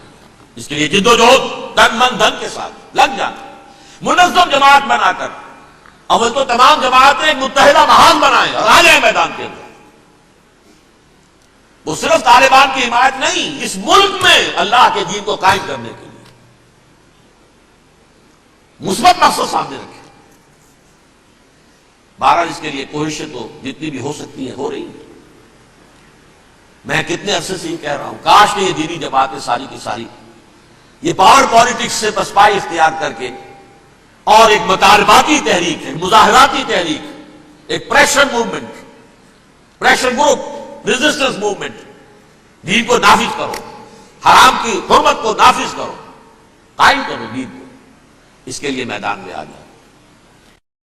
ویسے میرا ایک مضمون چھپا تھا، شاید آپ نے بھی دیکھا ہو، کہ یہ اس جو بھی ہوا ہے حادثہ اور جو اب افغانستان پر ہونے والا ہے، اس کی وجہ سے جو بہت بڑا شر تھا اس میں سے خیر نکل آیا ہے. ہمارے ملک میں پولرائزیشن ہو رہی ہے بالعموم، سیکولر ذہن ایک طرف، مذہبی ذہن ایک طرف. نمبر 3، یہ نوٹ کر لیجئے، پاکستان کی ایک ڈیسٹنی ہے، ایک تقدیر ہے، ایک تقدیر مبرم ہے. جیسے کبھی علامہ اقبال نے کہا تھا 1930 میں، ہندوستان کے شمال مغرب میں ایک آزاد مسلمان ریاست کا قائم ہونا ڈیسٹنی ہے، تقدیر مبرم ہے، اٹل ہے، ہو کر رہے گا. 17 سال پہلے ایک شخص کہہ رہا ہے، جا میری نگاہ تیز چیر گئی دل وجود. اسی طرح میں کہہ رہا ہوں پاکستان کی ڈیسٹنی ہے. آخری مارکا جو ہونا ہے کفر اور اسلام کے مابین، اس میں پاکستان کو کروشل رول پلے کرنا ہے. دنیا کو ہے پھر مارکا دین، روح و بدن پیش، تہذیب نے پھر اپنے درندوں کو ابھارا. میرے اس ہینڈبل میں آپ نے دیکھ لیا ہوگا تہذیب کا لفظ اقبال نے کیسا استعمال کیا ہے. آج ساری دہائی تہذیب کی دے رہا ہے، بش بھی، بلیر بھی. Our civilization has been threatened. Civilization. کیا تمہاری تہذیب ہے؟ ہومو سیکسولیٹی تمہاری تہذیب ہے. تمہاری تہذیب یہ ہے کہ بل کلنٹن نے کہا تھا پچھلے سال نیو ایئرز ڈے پر اپنے پیغام میں، ان قریب امریکن قوم کی اکثریت حرامزادوں پر مشتمل ہوگی. یہ تہذیب ہے تمہاری. Born out of any wedlock, بچے بغیر کسی شادی نکاح کے پیدا ہو رہے ہیں. ون پیرنٹ فیملی رہ گئی ہے. بیڑا غرق تمہارا ہو چکا ہے. ٹیکنالوجی تمہیں سہارا دے کر کھڑی ہوئی ہے. جیسے حضرت سلیمان کی موت واقع ہو گئی تھی، وہ عصا کے بل پر کھڑے تھے. تہذیب مر چکی ہے. یہ تہذیب، تمہاری تہذیب اپنے خنجر سے آپ ہی خودکشی کرے گی اور کر چکی ہے. تہذیب تو مر چکی ہے. فیملی سسٹم برباد ہو چکا ہے. وہ تہذیب ہے. ہاں ٹیکنالوجی تمہیں لے کر کھڑی ہے. اس ٹیکنالوجی کا لفظ اقبال نے استعمال کیا، مشین. دنیا کو ہے پھر مار کا روح و بدن پیش، تہذیب نے پھر اپنے درندوں کو ابھارا. اللہ کو پامر دیے مومن پہ بھروسہ، ابلیس کو یورپ کی مشینوں کا سہارا. وہ ٹیکنالوجی ہے. لہذا پاکستان، جیسا کہ میں نے کہا 9 مہینے پہلے اللہ نے پیدا کیا پاکستان کو اور اتارا ہے لیلۃ القدر. یہ نازل ہوا ہے. انا انزلناہ فی لیلۃ القدر، فی لیلۃ القدر. قرآن نازل ہوا سے پاکستان نازل ہوا. البتہ یہ کہ ہمیں اس میں جو ہمیں ایٹمی صلاحیت حاصل ہے، اس کی ہر قیمت پر اس کا تحفظ کرنا. خدا کے لیے مشرف صاحب، کہیں ایسا نہ ہو جائے کہ نیکسٹ دھمکی جب یہ آئے کہ اگر اپنی ایٹمی صلاحیت ختم نہیں کرتے ہو تو تم ہمارے دشمن ہو. اب کیا کریں گے آپ؟ اس وقت بھی تو یہی بات آئی ہے نا. کوئی درمیانی شکل نہیں، یا ہمارا ساتھ دو یا دشمن ہو. اور آپ کہاں گئے؟ جی حاضر، ساتھ، پوری طرح ساتھ. غیرت کا جنازہ نکال دیا، حمیت کا جنازہ نکال دیا، عدل اور انصاف کے مسلمہ تقاضے پامال. جرم کا ثبوت کہیں ہے نہیں. آج بھی برطانیہ کہہ رہا ہے کنونسنگ ثبوت نہیں ہے، برطانیہ کہہ رہا ہے نہیں ہے، اس کے بنیاد پر کوئی مقدمہ دائر نہیں کیا جا سکتا. اور پرویز مشرف صاحب کو پتہ نہیں کیا دکھایا ہے انہوں نے کہ وہ تو واقعتاً جو ہے قابل اطمینان ہے. ایسا ہی قابل اطمینان مواد دنیا میں شائع کیوں نہیں کر دیتے؟ طالبان تو خود کہہ چکے ہیں بہت پہلے کہ ہمارے سامنے پیش کر ہم مقدمہ چلائیں گے، بلکہ یہاں بھی کہہ دیا تھا حوالے بھی کر دیں گے، لیکن سب ثبوت تو لاؤ ہمارے سامنے. یہ تو وہ اسرائیل کی سازش، اور ان پر یہ آیا ہے اب. لیکن آخری جنگ جو ہے الملحمۃ العظمیٰ وہ مڈل ایسٹ ہی میں ہوگی، وہ وہی ہوگی. ہرمگیڈون، آرمگیڈون، وہ وہی ہونی ہے، اور بڑی عظیم جنگ ہونی ہے. لیکن پاکستان کو اس میں رول پلے کرنا ہے. حضور نے فرمایا ایک مشرقی ملک سے فوجیں جائیں گی جو حضرت مہدی کی حکومت قائم کریں گی عرب میں، اور خراسان سے سیاہ علم لے کر فوجیں نکلیں گی جو حضرت مسیح کے ساتھ کھڑے ہوں گی اور یروشلم واپس لیں گی. یروشلم پہلے کھویا عربوں نے 1099 عیسوی میں کھویا، اور 1187 میں 88 برس بعد عرب نہیں واپس لے سکے، کردوں نے لیا، صلاح الدین ایوبی نے لیا. اب 1967 میں پھر عربوں نے کھویا، واپس نہیں لے سکتے عرب. واپس لیں گے خراسان سے چلنے والے جھنڈے. افغانستان اس کا ہارٹ ہے، ہارٹ آف خراسان. حضور کے زمانے میں جو ملک بڑا خراسان تھا اس کا دل یہ ہے. پاکستان کا بھی ایک حصہ اس کا حصہ ہے، مالاکنڈ ڈویژن، یہ اس خراسان کا حصہ ہے. ایران کا بھی ایک علاقہ اس کا حصہ ہے، خراسان کے نام سے صوبہ ہے ایک شمال مشرقی کونے پر، وہ بھی اس کا حصہ ہے. اور یہ جو ریاستیں ہیں، جو ٹرک ریاستیں جو آزاد، یہ بھی اس کا حصہ تھی. یہ ایک ملک تھا خراسان عظیم، خراسان بزرگ کہتے ہیں ایرانی اس کو، the greater Khorasan of the days of the Prophet صلی اللہ علیہ وسلم. اور اس کے ہارٹ میں، اسی لیے اسامہ نے کہا تھا کہ میں تو اب آ کر خراسان میں بیٹھ گیا ہوں. یاد ہوگا یہ بیان، اللہ نے مجھے خراسان میں پہنچا دیا، اسی حدیث کی طرف حوالہ دیا تھا. بہرحال اس کی حفاظت ہمیں کسی بھی اپنی جان سے بڑھ کر کرنی ہے. پاکستان داؤ پر لگ جاتا تو لگ جائے، بچانے والا اللہ ہے. لیکن یہ کہ کم سے کم ہماری جو ایٹمی صلاحیت ہے، جو امانت ہے ہمارے پاس پوری امت مسلمہ کی، اس کو کوئی گدن نہیں پہنچنے دے گی. اور نمبر 4، جو مدد بھی آپ کر سکیں اس وقت اپنے افغان بھائیوں کی، اپنا اظہار رائے کریں پاکستان کی حکومت کے موقف کے خلاف، ڈٹ کر کریں. سرکاری سطح پر انہوں نے ریلیز نکال دی ہے، آپ عوامی سطح پر آئیں، میدان میں آئیں، اظہار تو کریں، بولے تو صحیح. گونگے تو نہ بن کر بیٹھ رہے. گونگے بن کر بیٹھے رہیں گے تو آپ شریک ہوں گے حکومت کے ان تمام کاموں کے اندر، آپ کی شمولیت سمجھی جائے گی، ابیٹمنٹ ہوگی آپ کی. آئیں تاکہ اپنا اختلاف ظاہر کریں، لاؤڈلی کریں، جو آئے آئے، ہر کے بعد آباد. بس اسی پر میں اپنی گفتگو کا اختتام کر رہا ہوں. اقول قولی ھذا واستغفر اللہ لی ولکم ولسائر المسلمین والمسلمات.